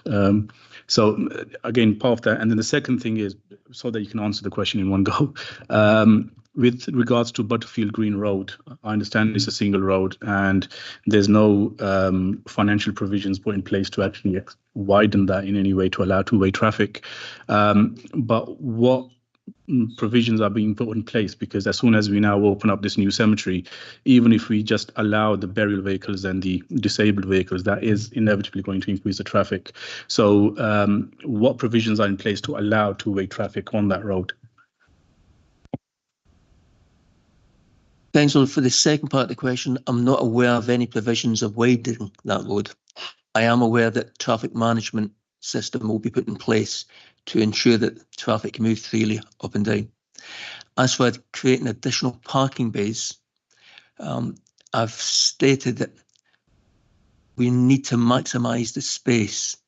Now, we've identified taking up to an additional 25 disabled bays for a burial, which I think should suffice for a single burial. I wish we had more space, Councillor. I wish we could accommodate every request that's been made. I have to make the proposals to OSB of the situation where we are, what we can actually do, and ask for your recommendations to be approved. Thank you, Councillor. I'd like to, that the portfolio holder has asked to come in.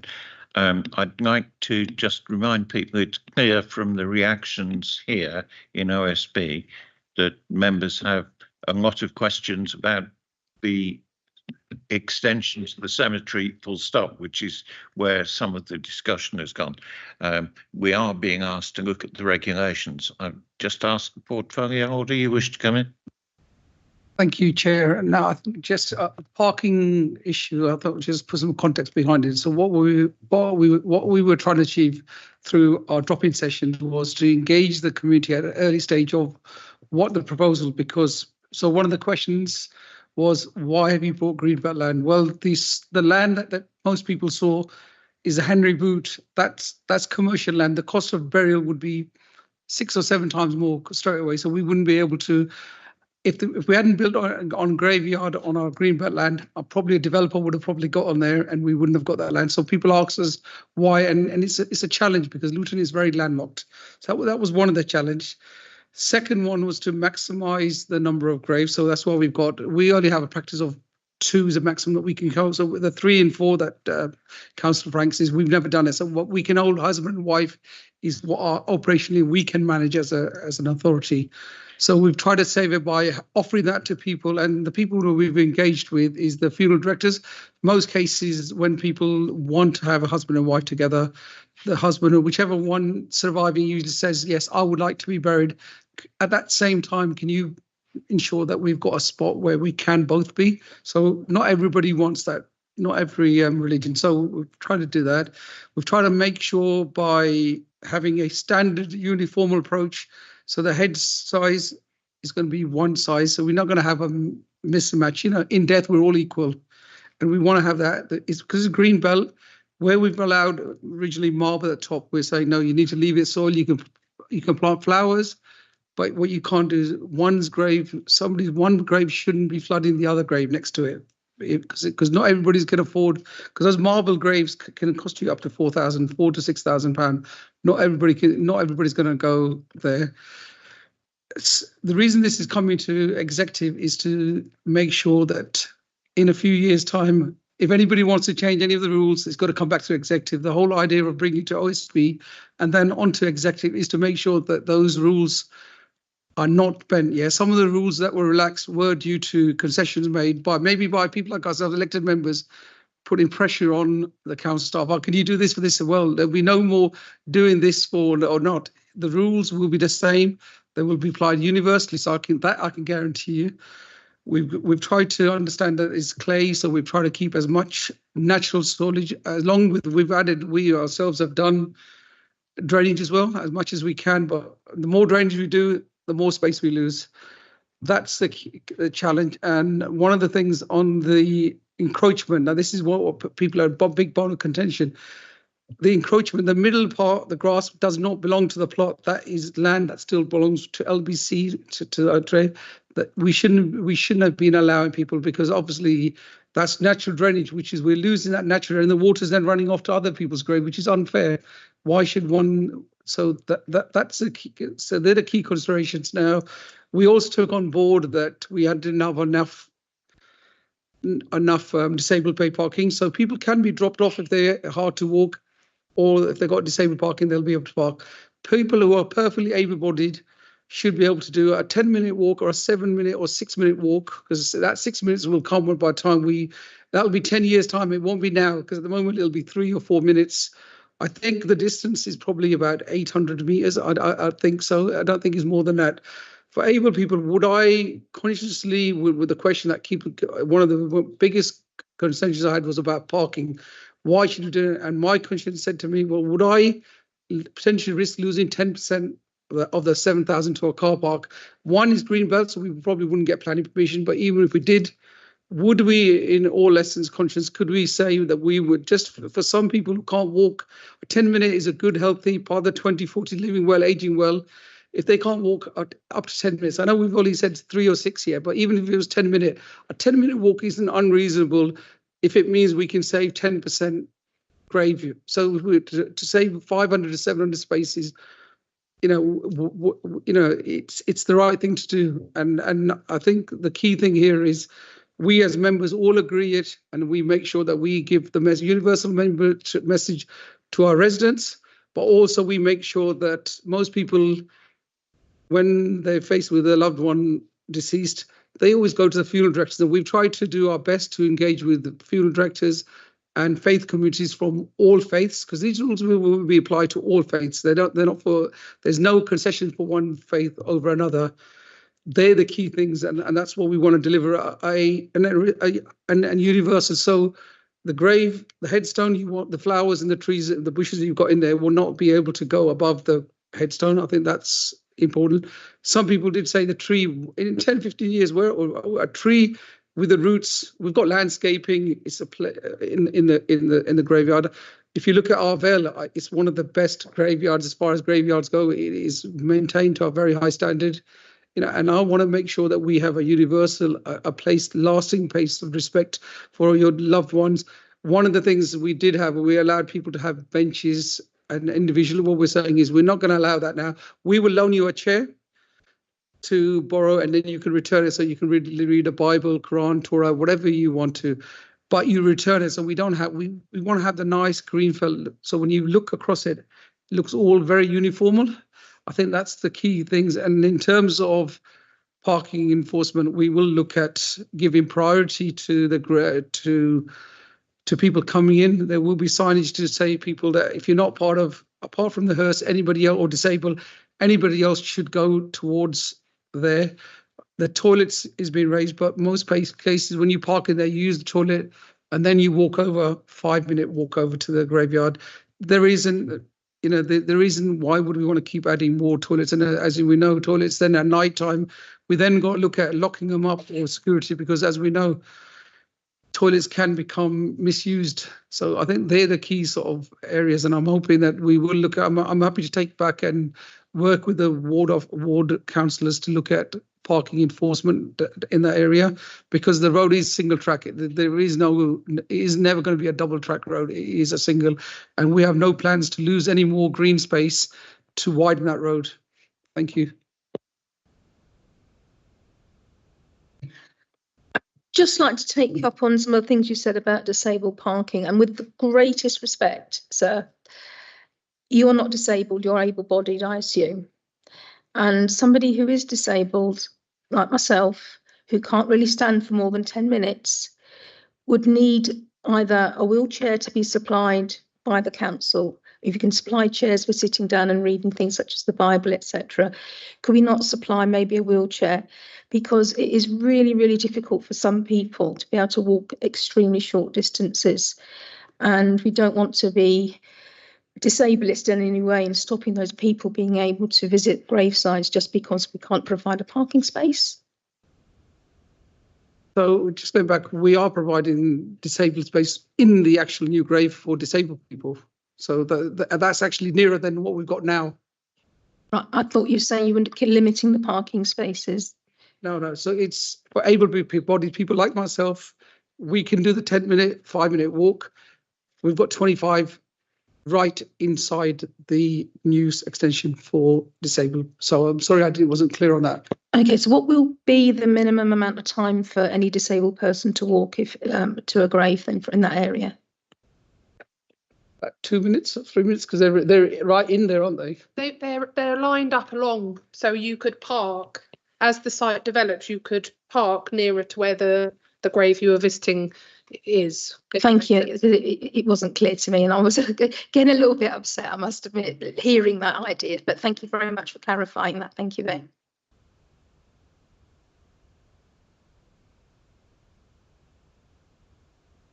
Just one last suggestion, as you were talking about parking being an issue and what have you. Not everybody has got their disabled badge. Some people are probably in the process of getting their disabled badge or what have you. So just so that we don't miss those people that are in the middle, is it possible to have like a drop-off point or something rather than an actual bay? So in real terms, you could drop off and you just don't park there. You could drop somebody off and go back and then go back. So that's how in real practice, if you've got somebody, just because I haven't got a disabled, if you've got somebody who's struggling to walk but hasn't registered, you drop them off and go back. But what we wouldn't encourage is people to stay there and carry on parking there. And they won't get a ticket or anything like that, just in case. If they're dropping off, they'll be in their car. They won't get a ticket. If they leave their car, then they deserve a ticket because they're in breach.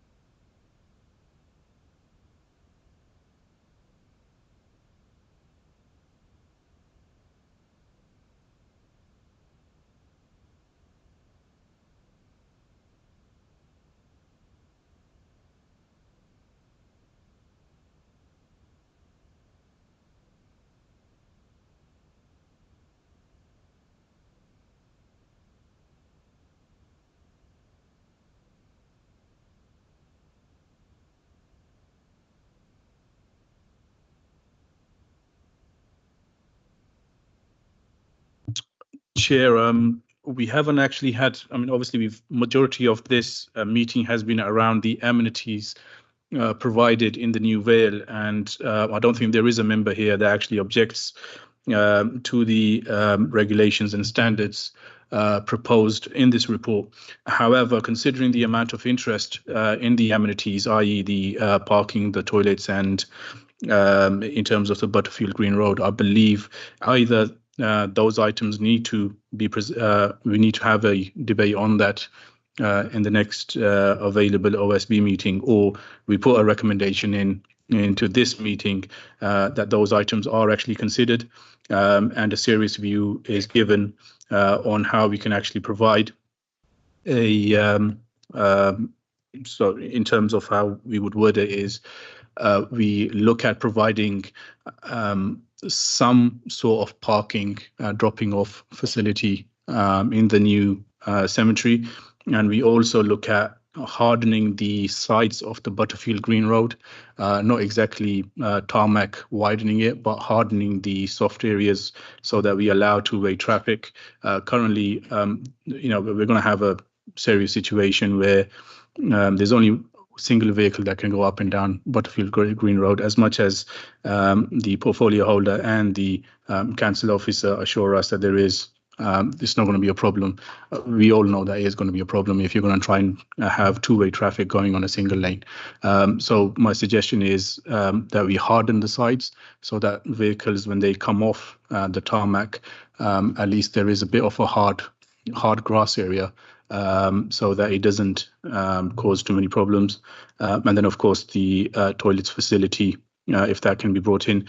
And thirdly, in terms of the multiple depth burials, to be advertised and promoted more actively so that families can actually pre-purchase plots for multiple depth burials. First of all, one for you, Eunice. When is this report due to go to executive, please? The officer is in a better position to respond to that. 2nd of April. Yeah. So, bearing in mind what Councillor Unge's just said, are this board happy to say that we don't object to the regulations and we would recommend those to executive? And is this committee happy that the involvement of local councillors in looking at the other issues would be enough, or do you want the report to come back in a different form looking at the wider issues? Can I just try and get a view, please? I think, Chair, I think it'd be good to get the report to come back to OSB on the wider issues. I would be particularly interested in the enforcement bit as well as the wider issues raised by Councillor Ali. We have time to do that, Eunice.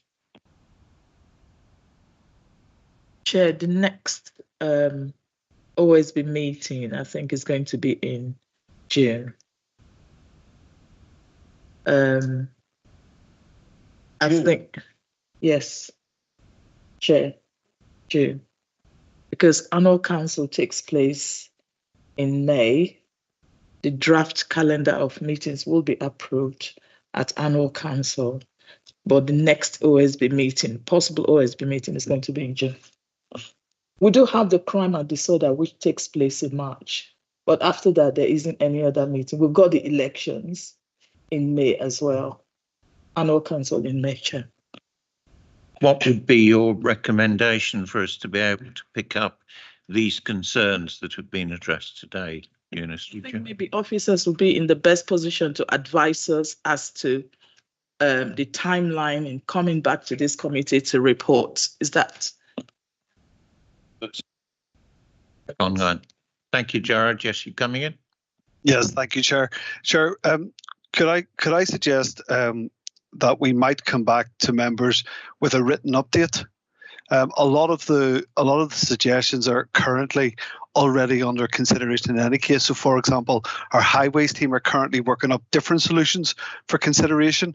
And as Alex had mentioned earlier, we are already considering, for example, the issue of the toilets in the context of the planning permission for Greenbelt, and we're taking advice on that. So we could come back potentially with a written report that we circulate by email to members of the committee, if that was acceptable.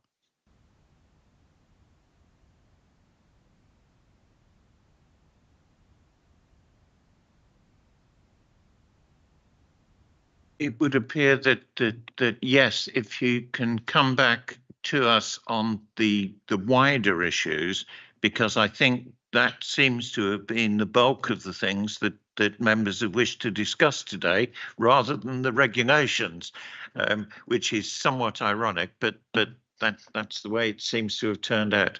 So yes, please, if you can come back with a written report, and then if any members then, when they have the written report, if they can come through to me, I will personally pull together any of the issues that the members raised given the written report.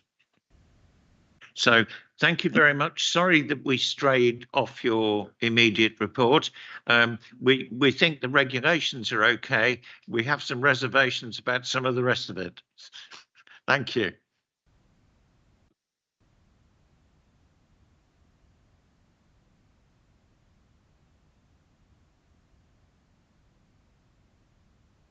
Page 49, and we're moving on to item 9. Sean, your turn. Thank you, Chair. So this is the draft parking strategy for the town.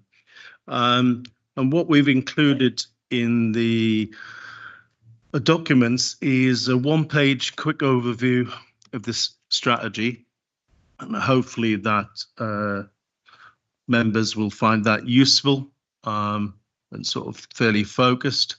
And it sort of summarises the growth in the town in car ownership, population and households since the 2011 census, and we're still very much driven by census as the primary reporting mechanism. It gives you the aims and the 4 key objectives of the draft parking strategy, which are set in the larger working document under Chapter 3. And then the key actions and policy areas that are covered mainly in Chapter 9 of the draft strategy, with our overall aim, which it was really to provide a balanced and appropriate parking facilities that support the economic, environmental and accessibility requirements of the town as a whole. So the background research and production of the draft strategy has involved a number of teams, highways, parking, and Arshad is from parking there, but it's been led by the transport strategy team. The strategy itself is still in draft, and what we've come here is to get the comments from members of OSB. And if you've got any detailed comments, as the strategy progresses through the consultation, again, we can take those into account. One point which the democratic officers have mentioned is that the Police and Crime Commissioner elections are will be in Purda from the 26th of March, I think, for 6 weeks. So the consultation would take place after that. And the draft strategy is broken down broadly into a number of key areas. One is the background issues and problems. In chapters 1 and 2, the growing car ownership, the previous adopted strategy, which was dated 2013. The overall aims and objectives of the strategy are set out in chapter 3. This is largely to reduce our dependence on the private car and promote that active and sustainable travel across the town, hopefully to improve health, reduce air pollution, whilst trying to address the business needs of the town and treat all its residents equally. Then we've set out the national policies and local policies in chapter 4, and that they cover a wide range of parking and transport areas. And then in chapter 5, we've tried to set out some of the current approach to parking in the town centre, some of the parking hotspots, and we've talked about managing on-street parking. We've also tried to focus a little bit on the town centre master plan, but are very conscious that the draft parking strategy is for the whole town. And that town centre focus talks about some of the various developments that are coming through, which will affect overall parking, the ebb and flow of sites. And then we've also tried to put a section in on the role of travel demand and encouraging sustainable travel and behaviour change, which was chapter 7. And part of that is also brings in active travel, the BSIP, which is not only just involved with bus timetables, but is brought forward things like the hip hop tickets, which are a benefit to adults and children across the town.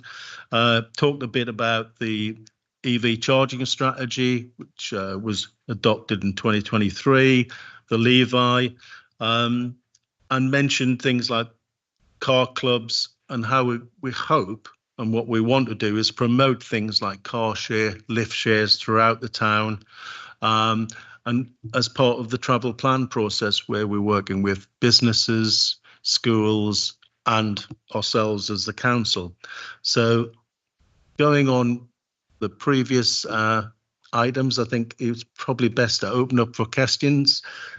Keith Dove, who you'll recognise as our policy strategy person, has been instrumental in helping develop this and probably can answer some of the more detailed and historical questions, but please feel free to ask away.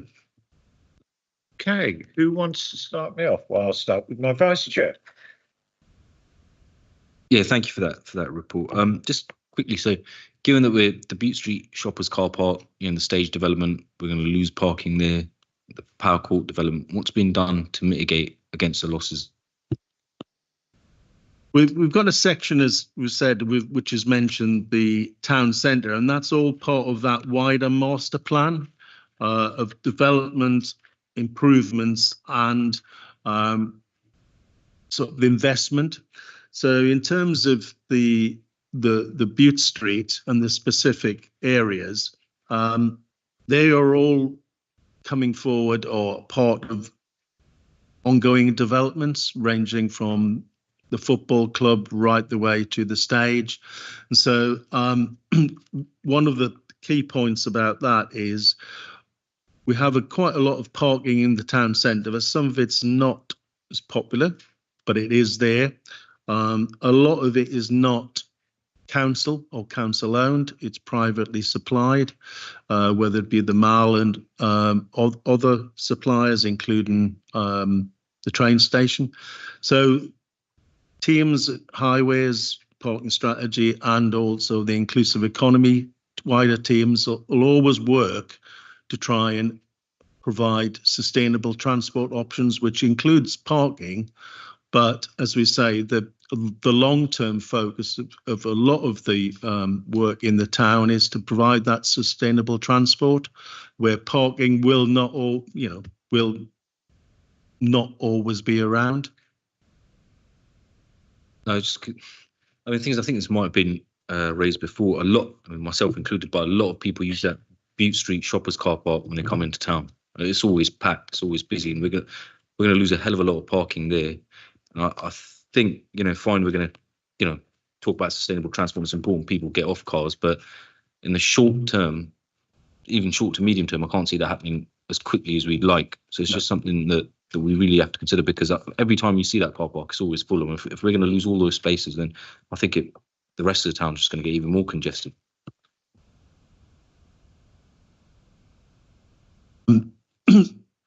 Yes, in terms of that, I mean, the car park on that area is generally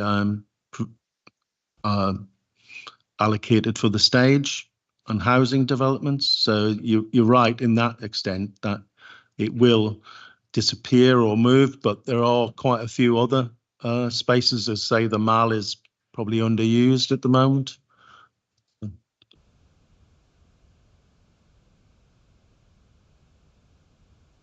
Thank you, Chair. One of the highest level number of complaints I get from my residents in Stopsley is the issue of people using local streets to park as they use the airport and go away on holiday. Sometimes the parking is very inconsiderate, causes problems for families not able to access their properties as they would do normally. I've been through the report, but I haven't seen any reference to acknowledging this as an issue for local residents in the east part of town. And if it's not, could it be given some consideration in terms of your planning and strategy? We're going to see the continued development of the airport and passenger numbers increase, which will then in turn increase the number of people who are parking on our local streets, unless I have missed the detail in there, but that's not something that jumped out to me. Please. We mentioned a number of hotspots across the town, and the L&D and others. One of the factors we have to take into account is that the national legislation basically, allows a legal vehicle to park anywhere. If particular areas are a challenge, the highways team can look at CPZs, TROs to control it, yellow lines and the like, particularly in areas where there's a lot of off-street parking for residents on their own drives and things like that. So yes, that's one of the sort of draft policies we've put in, that areas are looked at across the town, and trying to set that process out. And that's one of the reasons we're thinking that the consultation can be so successful, is that if we can get the right questions out and get them out to the right areas, we'll get the responses which will allow the various teams to come up with robust policies, which then will be able to feed back and work with ward councillors on what they need in their particular ward, as well as across the wider town.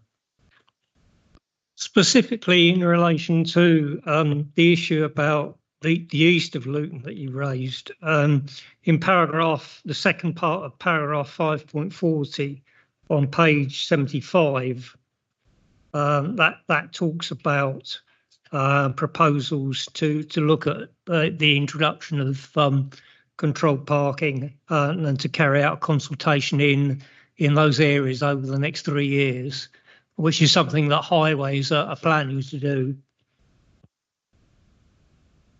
Is that specifically related to areas around the airport? I appreciate there are parking problems and challenges across the whole town, but I have to represent my residents, and that is one of the biggest areas of concern that they have, is that there is no real focus on the parking problems and issues for housing. So that's specifically, so at the end of that paragraph, it talks about carrying out consultations in Wigmore in 24/5, Stopsley in 25/6, and the Round Green area in 26/27. Thank you. So it's going to be phased over a 3-year, the consultations will be phased over a 3-year period. Is that my understanding? Yeah, in each of those wards. So it will be in the Wigmore ward first of all in 24/5, Stopsley in 25/6, and then Round Green in 26/7. It's a long time for people still to put up with parking issues caused by the airport, but okay, thank you.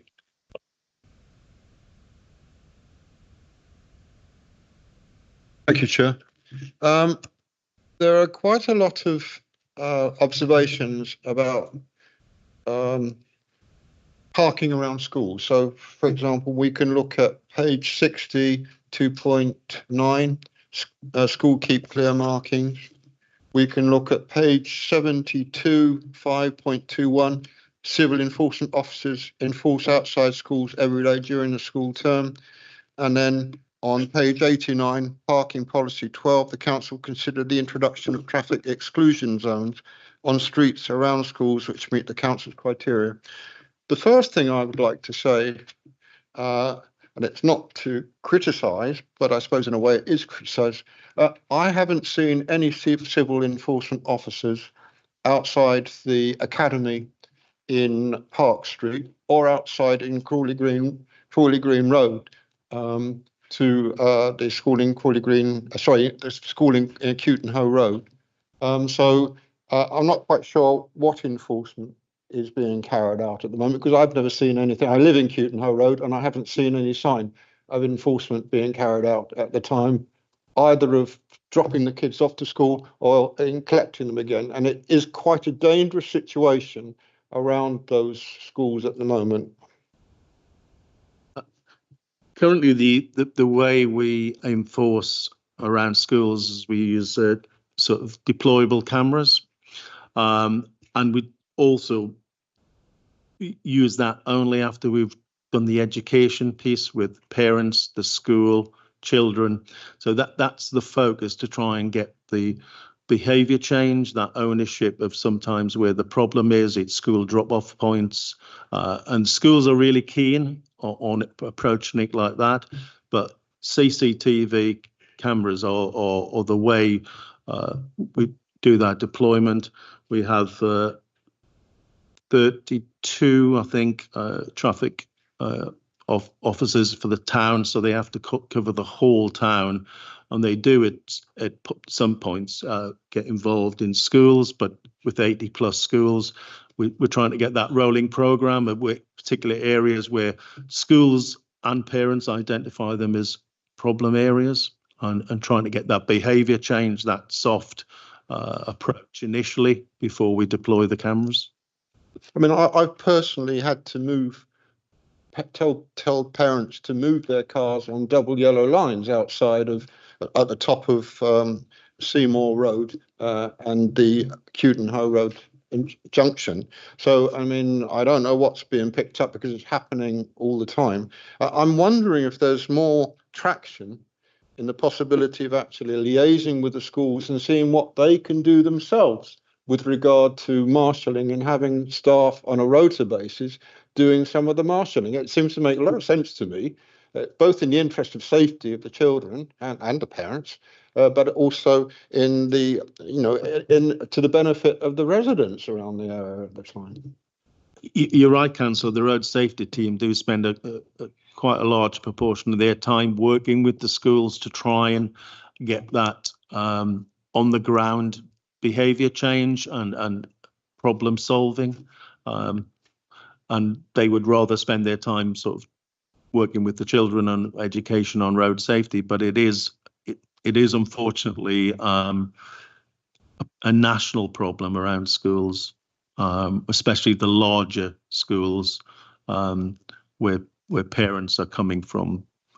Could we not have a forum where we invite the heads to a forum meeting where we can actually discuss it, or is that happening already? I'm not talking about picking off individual schools, but to stress this at a conference with the heads to see if it's something that could be implemented. I mean, some I know, for example, years back when I was chair of Crawley Green Governors, they actually had a very good system that they brought in about of throughput of cars, and there was no build up of traffic. And even coming to think about it, both the academy in Park Street, or on the corner of Osborne, if you like, and the various educational facilities that are now using the Cuton Hoe site. I mean, there is a way in. And I'm wondering whether more could be done actually to have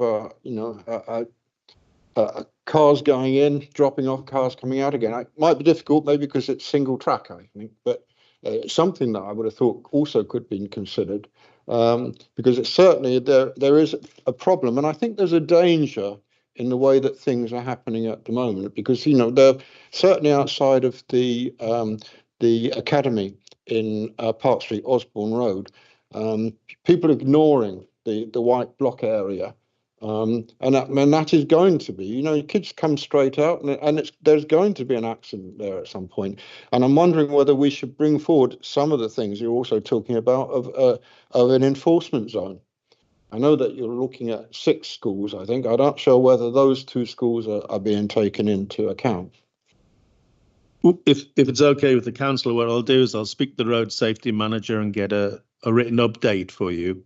But it's certainly something we're going to discuss with them in terms of the public consultation, what emphasis we put on some key points, and certainly road safety around schools is a common theme that most residents and certainly councillors want some action on, and as you say, some focus. I know the portfolio holders asked us to look at it, so I'll get a response back from the road safety manager for you. Thank you. My next point, if I could, Chair, it's with regard to the resident parking permits, which are now being issued virtually online. And I hear, talking on page 74, 5.32. Do I understand when it says being virtually issued online, nothing is actually being issued? It's just the fact that somebody's paid for the permit. Because if that's the case, I have some issues with that, and I'm looking perhaps to make a recommendation at the end of, but I'd just like to get clarification on that first. If I could bring in Arshad, if he's still available, to pass comment. I am still available. Thank you, Sean. Hi, Arshad. Hi, evening, councillor. And just to answer the question specifically, yes, we issue a virtual permit which allows residents to park in certain areas. Those permits are checked by officers, so a vehicle without a permit, in effect, will be issued a PCN. But so do I understand that there's nothing that would appear on the windscreen of the residents to show that they have a permit? Correct. There's nothing on the windscreen. Well, can I give you the downside of that situation? So going forward, I see no reason why, if it's virtually online, why a resident would not be able to print off. So it could be a system where they print off themselves what is a permit, and there could be a barcode on it, because on that barcode it will have all the details about the car, and other residents. See, what I'm worried about, I know that we only have 30 attendants around the town parking lot, and that means that they're not going to be coming every day to check the zones. They can't do it, and we would love them to, but they can't at the moment. It makes it very difficult for residents to report a car that doesn't have a permit if there's nothing showing on the cars around that could be just parking, maybe from outside the area, or parking where they don't have a permit. And I think that is an issue, because we obviously want residents to play their part. Now, by being able to print off their own permit and putting it on the windscreen, perhaps with a barcode, it could have a system where residents can actually check against a barcode on their own phone to find out if that is really a resident permit available for that particular car. because I'm trying to think of the times in between when the parking, the traffic wardens are not able to do their round. Certainly that makes sense to me, Chair. I don't know if it would make sense to you. I can come in on that, Councillor, unless Gerard has something specific to say. No, you go ahead first. Just to add, yes, we absolutely do recognise the value in residents being able to check vehicles that are not, local to the area. So we're actually working on an add-on to the system which will allow a lookup. It's a little bit technical at the moment, but effectively it'll be a web page where you can pop the registration number in and determine if it's permitted to be, that vehicle's permitted to be in the zone. So that is something we're looking at. Can I come back in there just for a second?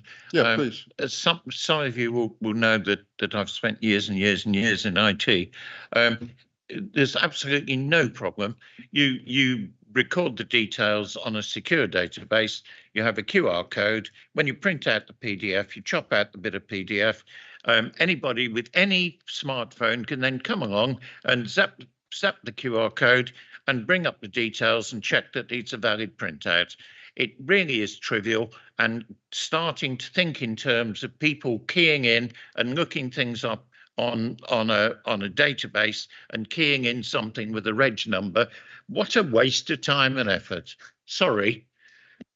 Oh, thank you, Chair, because you've clarified what I was very succinctly what I was trying to say, and I would quite like to put that, after we've heard more debate, as a recommendation that goes back to, I don't think it goes back directly to highways, or if it should go to the executive, but I think it's something that I think would be helpful to residents, especially within new schemes coming in. We're being asked to comment on this, so there's no problem with you putting that forward as going forward as a comment into the report. Absolutely none at all. It's what we're being asked to do. Yeah.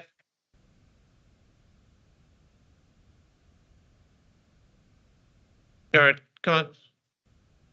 Oh, thank you, Chair. Yes, I was just going to pick up on the point Ash made about the technological solution, and I understand the point you're making about, just being able to zap a QR code, and the details should pop up on the phone. That is relatively easy, but there's also the issue if, for example, let's say a resident didn't actually have something on their windscreen, or there was a car that actually shouldn't be parked there.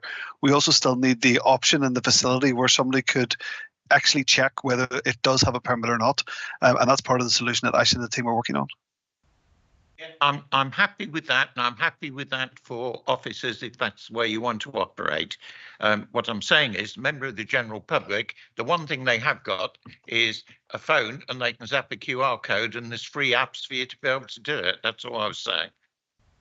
Yeah, because otherwise it doesn't answer my point on behalf of the residents, I was trying to be helpful for the parking attendants as well, because they're not going to be there every day.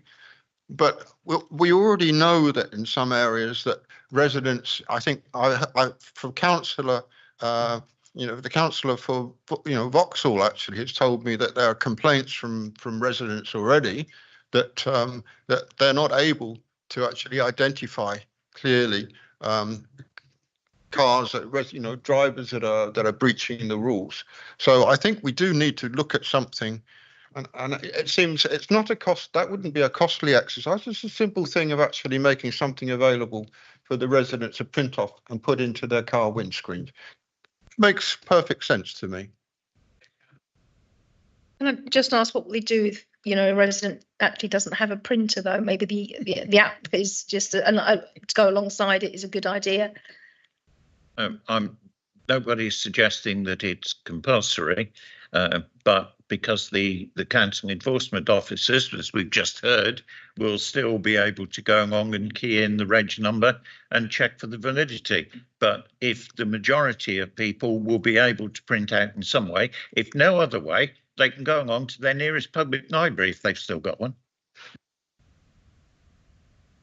Finally, on that, Chair, if you are being asked to pay for this sum of money, which isn't cheap nowadays, wouldn't you expect to get something in return for it? And having having an opportunity, even if it's something that's coming through that you can print off, it shows you've got something for your money. Be a little bit fair, Councillor, because what you're getting for your money is the ability to be able to park.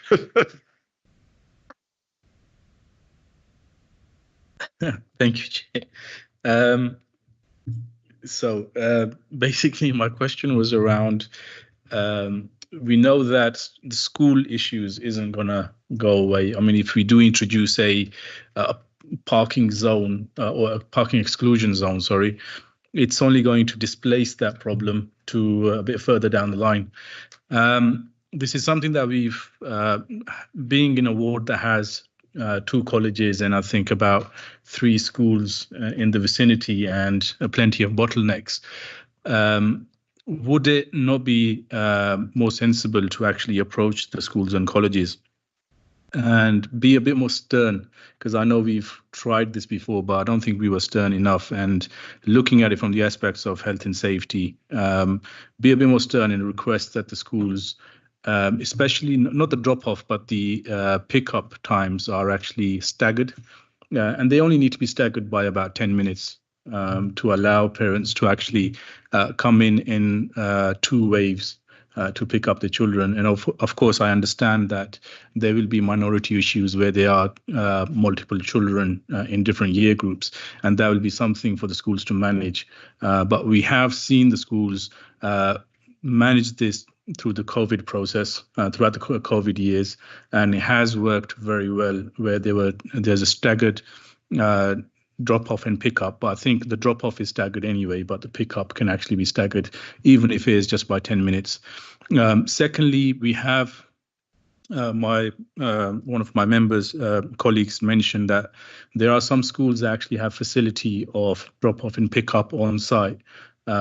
And in this occasion, Chorney has a good facility, and so does Barnfield College. Could we look at the fact that we have a red route outside of those entrances and therefore enforceable by CCTV?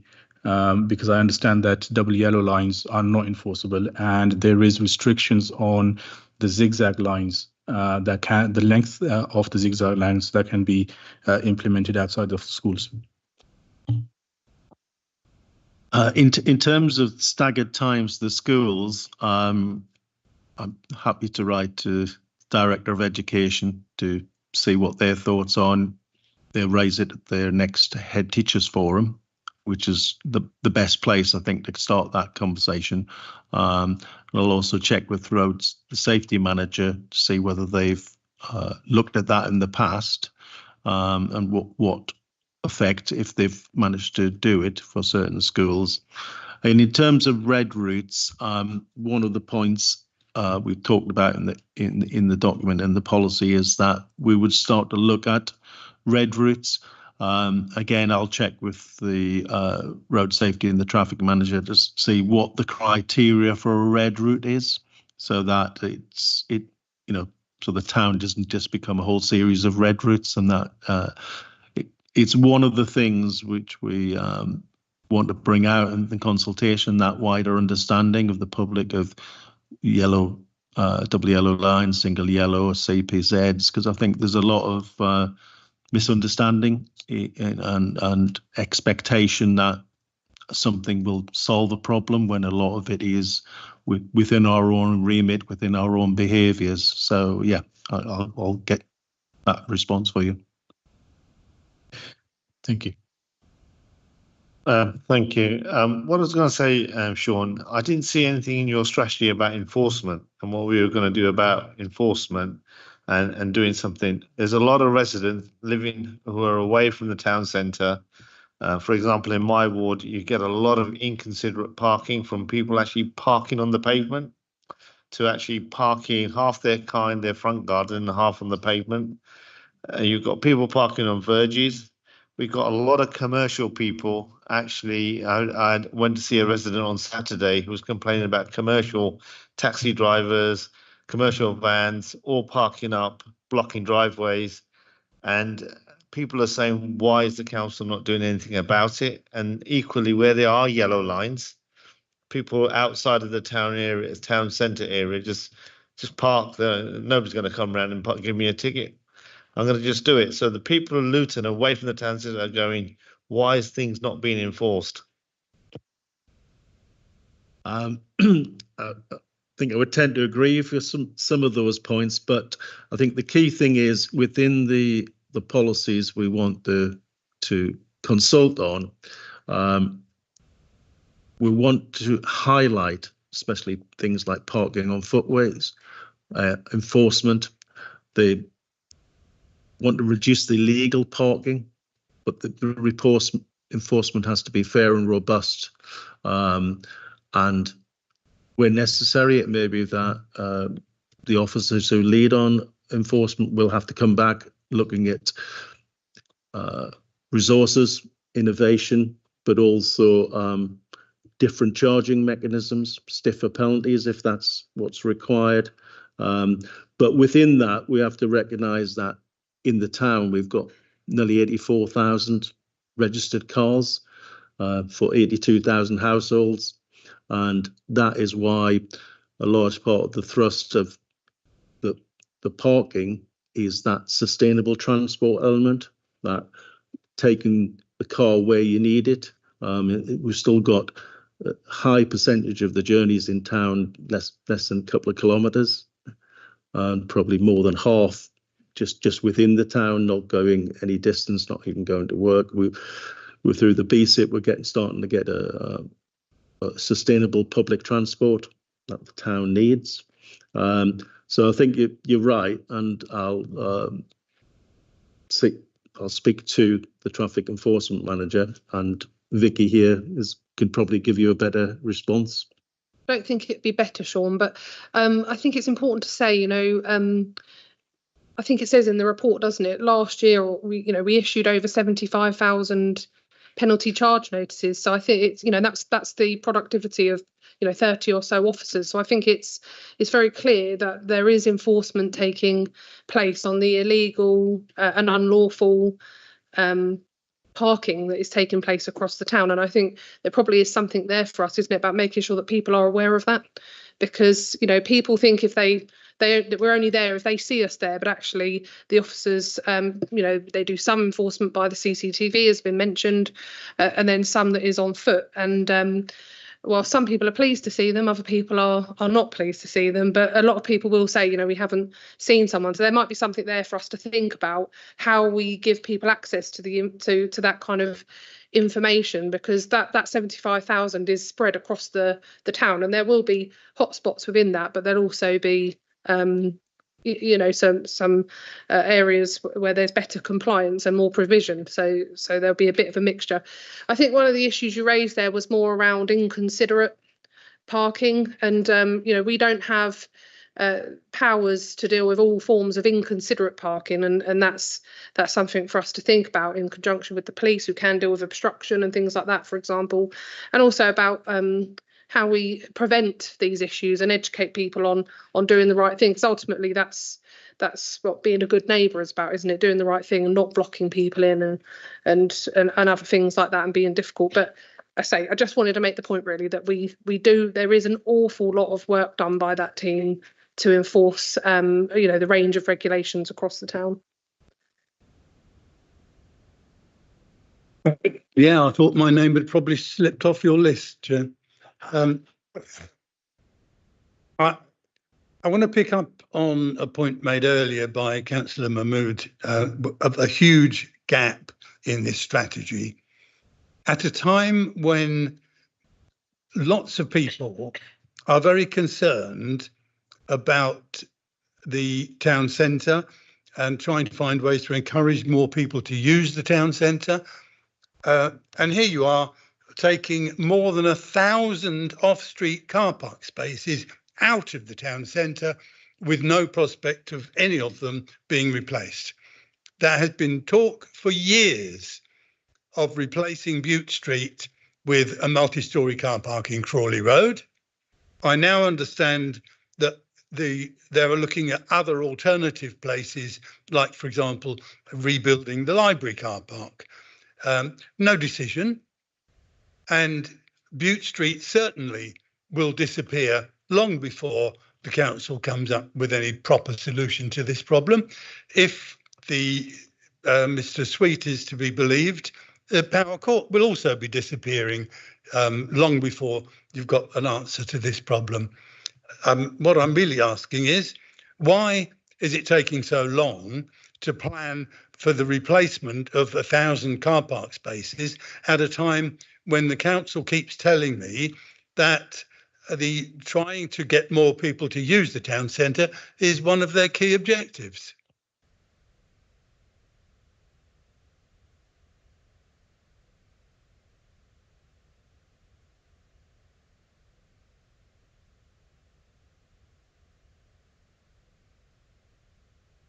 Well, no, because we have a capacity, even though it's not right at the moment. On average, I go past the train station every day. I see anywhere between, and I'm sure David will check this.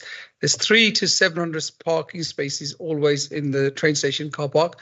The mall, as we've already alluded to, mall is at least 50% available. People prefer our Bute Street because maybe I don't know if it's cheaper than the mall, but they don't like going into the mall. A lot of people don't like the multi-story. And that's one of the issues. So we've looked at that. We've still got some capacity under the Victory Street car park is always less than 50% used. So we've got plenty of sources, and we've got to look at what's equitable for us as well, because at building all these car parks, equally with a £2 hip hop, we're trying to encourage people to come down. At the moment, you can go to Bedford for £2. If you work and live in Luton, why would you, why don't more of our staff lead by example and come by public transport where is practical? £2 you can go to Watford, £2 you can go to Hitchin. So we've tried to, because there's a balance between what message are you sending out when you keep increasing the car parking, and what message are you sending out about when you want to make that modal shift to sustainable transport. So there's those elements, and I take on board David's comments that the Bute Street was very popular. I think Councillor Bassett's also said that, and I find it very popular. But we will look at the rebuilding the park that we lost in the town centre, and we will look at what we do with Crawley.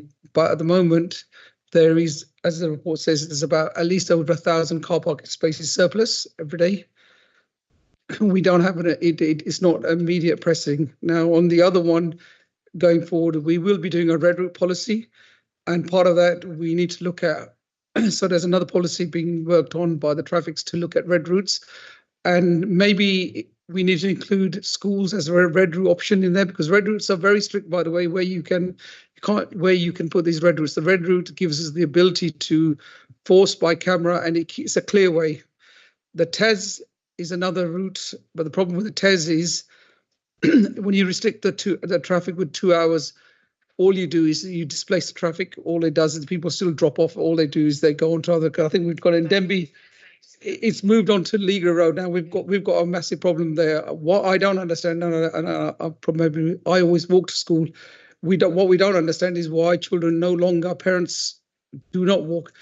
They'll still drive the car and park a long way away if we put the red route in, but yet still will not leave. And that's that education that we need to do with the schools and the parents to say, with the child obesity levels as they are in Luton, you would have thought that active walking would be one of the things that we want to do is to try and encourage people to walk to school. Their children, especially, is good for them, for the parents to walk if they feel, and it's good for the children. So I think that's sort of one of the key things. And on the CPZs, I think Gerard's alluded to it. We are looking at, on the control parking zone, I think the aspiration is to have an option where members can just scan the vehicle. It tells them, yes, this vehicle isn't there, and they can then report it straight to us. And we can, rather than send somebody out, rather data-driven, rather than targeted, rather than going out blindly. So we are looking at transformation, and that's part of the bigger piece. I think we've also got to bear in mind that the car parks, it's our civil enforcement who actually also police the car parks, because somebody may have not paid their parking or not, because we've got a duty to also make sure that the ones who are paying are getting the service.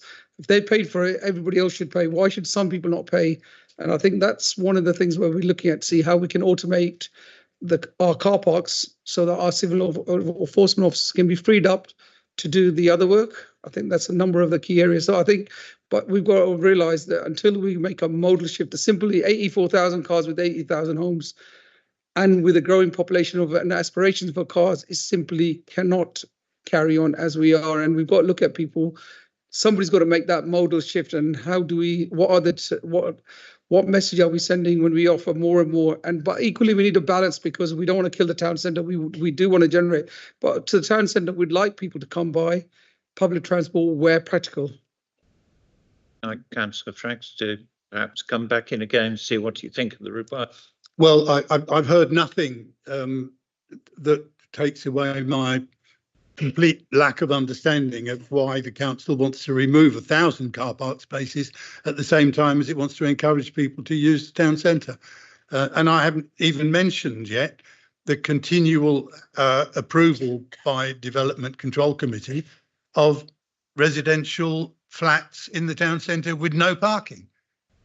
And the whole thing just doesn't stack up to me. This strategy has got huge gaps in it. My perspective, just using a chair's prerogative for a minute, is that I welcome the fact that we've started doing this strategy.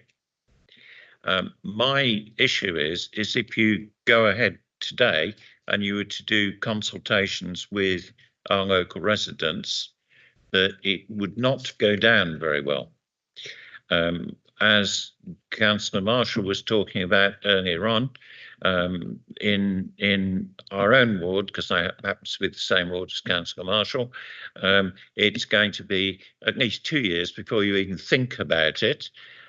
We have buses held up every day because of illegal parking in Stopsley. The council allowed a contractor to take away some car park spaces in a side street and put WR lines there. That's in the process of trying to be fixed. But can I just tell you, since we're talking about car parking, that unfortunately there was no space on the WR lines for me to park the other day, because it really is that serious. And you talk in the report about parking in Stopsley and Wigmore, and I'm speaking here on behalf of Wigmore as well, since we don't have anybody here from Wigmore today. One of the car park areas you're talking in Wigmore is privately owned, has just had a new parking control system introduced. One of the car parks you talk about in Stopsley is privately owned. It is patrolled every day, all day, by 2 local private traffic contractors. You are not even allowed to park and walk outside from the car park at all. You're only allowed to go into local shops. So how that can be counted as car park spaces, in the same way the district centre in Wigmore is counted as parking spaces in the report, I'm sorry, but it would be left out of sight, certainly in those 2 wards. Sorry, yes, Councillor Ali, you were trying to get another word in. Yes, thank you.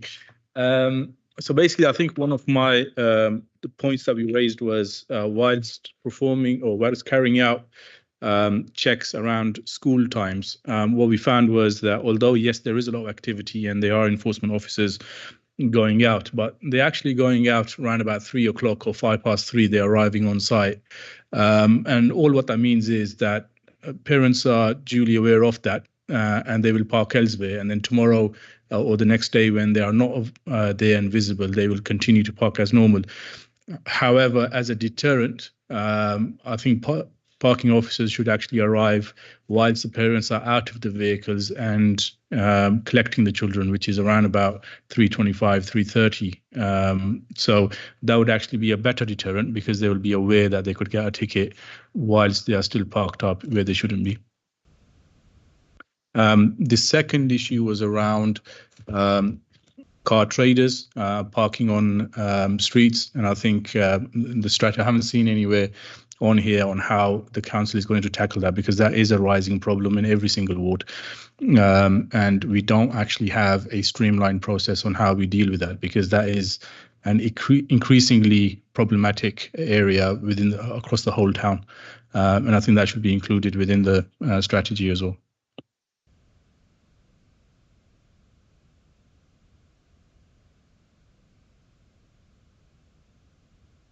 Thank you, Chair. Actually, it was not a direct response in particular to your question, apologies, but it was just more a case of the comments made earlier around the current document being in a draft format. I think, thank you for your comments that you've made. It's a really difficult document to bring together because it cuts across so many different areas and different parts of the council, which is why it sort of takes some time even to get to this stage. I think what is important for us is that we do consider some of these areas in a bit more detail. Because of the timescales we're now talking about, we will have the opportunity to do that. We have talked about further workshop internally to discuss some of those issues, and I think we need to get education, others involved in that as well, so that we can address some of these issues that you say around schools, perhaps more in line with getting the schools to help us. I think the other point I'd make is that, we know there are a lot of parking issues in the town. I think we've got to understand that our resources also are quite limited. So it's how we best use our resources going forward, because I think just adding more and more resource to this is not necessarily going to cure the issue. I think we do have to look at that behaviour change, and I reiterate the points that portfolio holder has made and my colleague Sean, and that is a campaign that we're working on at the moment around walking, cycling, the BSIT, those things. So awful lot of issues to consider, but I just want to thank you for the comments, and we'll take those away and we will discuss further internally about some perhaps adding some more detail to this strategy, which was intended to be a high level strategy, of course, but I feel from the comments tonight that we probably do need to work a bit more on some of these areas. Thank you. I understand it was a draft strategy. Just going back to the actual report itself, and just to try and bring this one to a close, I think the general consensus seems to be, yes, we understand it's a draft strategy. We're pleased it started, but we're not there yet. But more important than anything else is it says that there is going to be, it said that OSB review and comment on the draft parking strategy ahead of a 6-week public consultation. When's the 6-week public consultation? Because I gather from the conversations that have been had here tonight, it shouldn't be quite any time soon. Thank you. I can come back on that, Chair. I think we are envisaging that being after the elections, because there will be a period of, it's not the right terminology, but purdah beforehand. We wouldn't be going out to consultation during that period. So we'll be looking at probably June before we actually get to consultation. But taking on board the comments tonight, we need to allow ourselves enough time to pick up on some of these issues. It's over here, I think. So one's the question and one's a comment from a person that's actually got the TEZ in her ward. Like Javid was saying, it's true. The traffic has moved away from the school, but it's just dispersed onto Ligo Road, which is already a busy road. So it's not about, I think, the traffic regulations there. I think it is more about what we just spoke about, is educating the parents about safety, because you're probably going to have the same thing. Every school that has a TEZ, the traffic's just going to move to another place. And then how many traffic wardens or how many people are going to be out there, trying to manage this, this issue. So yeah, that's one thing. That was a comment. And the question is about the car park space. I think Javid just brought up a point about the reason why people park in the Butte car park is it's cheaper, and they don't park in the town car park because it's more expensive. So have we done anything to maybe liaise with the mall to see if we can bring down, I know the cost of living and everything, but if there's something that we can mitigate with the prices with the mall to maybe, encourage people to park and start using their car parks more? Just in terms of the mall, I mean, it is by some extent the biggest car park and probably the most underutilized over the period of a day. Charging in the mall, I suspect will, like our own charging, follow inflation and recovery of their costs. But it is probably the long term. It's the permanent parking in the town that I think also reflects that probably less than 30% of the parking in the town centre and possibly across the wider town is council owned, increasingly private parking of blocks of 50 or more is becoming quite common, whereas in the town centre probably 2,000 plus 3,000 is private, and then some of that is in the football club and others sort of domain. So yeah, We know it's not being utilised to what it can do. It's not, there's a maximum. There's like majority of the time when I've gone there, it's like what Jav said as well. There's like 50% cars there, and the rest of it is just sitting there. We're not utilising the car park that we do have available.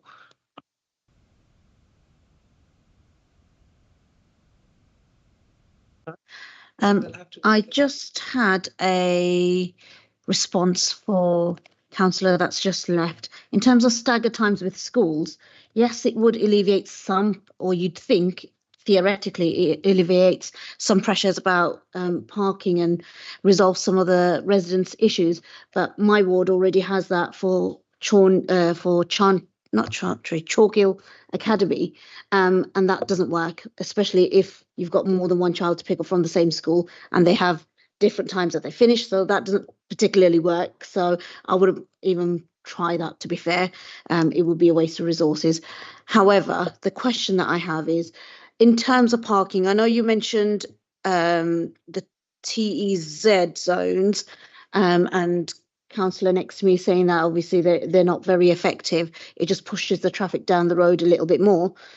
I'd like to know specifically what are the sorts of things that you would perhaps look at in terms of managing traffic in Lucy. So I'd like a little bit of information more specific to my ward. I think probably the best thing I can do is speak to the road safety manager and set them out. We've set out some of the powers that the various council teams have, and they are spread across highways. Some are parking enforcement, some are otherwise. But I'll speak to the road safety officer to get a précis of what we can do.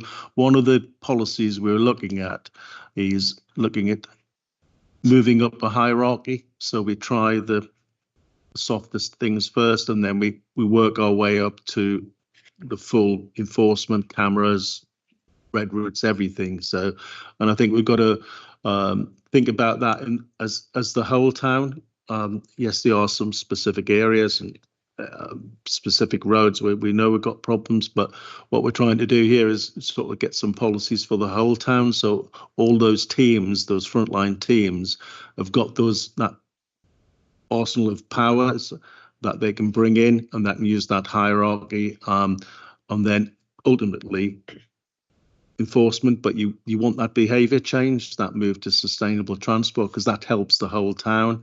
It helps the employment, the investment, the access to the town centre, the use of buses. So that whole thing that whole package is what we've got to get right. Okay, I'm going to now bring this discussion, I think, to a halt. I think I certainly think that it's good to see that we've got this as a report. I think based on the discussion, yes, we do appreciate it's a draft. I think we need some more work and some more detail added to it, including some of the missing bits. But I look forward to it. If we are talking about a consultation in June, at least that gives us time to do some more work to square it up before then. So thank you very much. Can I just be assured that we won't lose, or can I is it better to put it as a quick recommendation that we ask the officers to go away and draft something with regard to giving residents in parking zones an opportunity to print off online something that they can put in their windscreen, perhaps with the QR, the QR Can you code. at least try and see and consider that when you're coming up the further?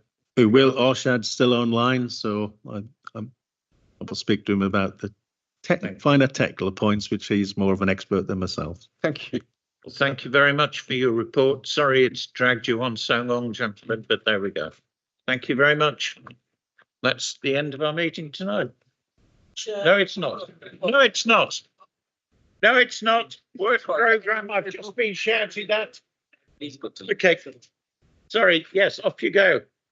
Don't worry about it, Eunice. Let's just.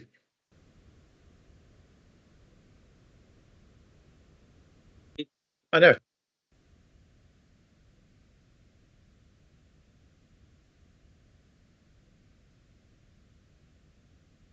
Yeah, just for members to note that we have the Crime and Disorder Committee meeting coming up on the 7th of March. Following that, also, if members could note that the dates that we have included in the agenda are all draft dates subject to approval at annual council in May.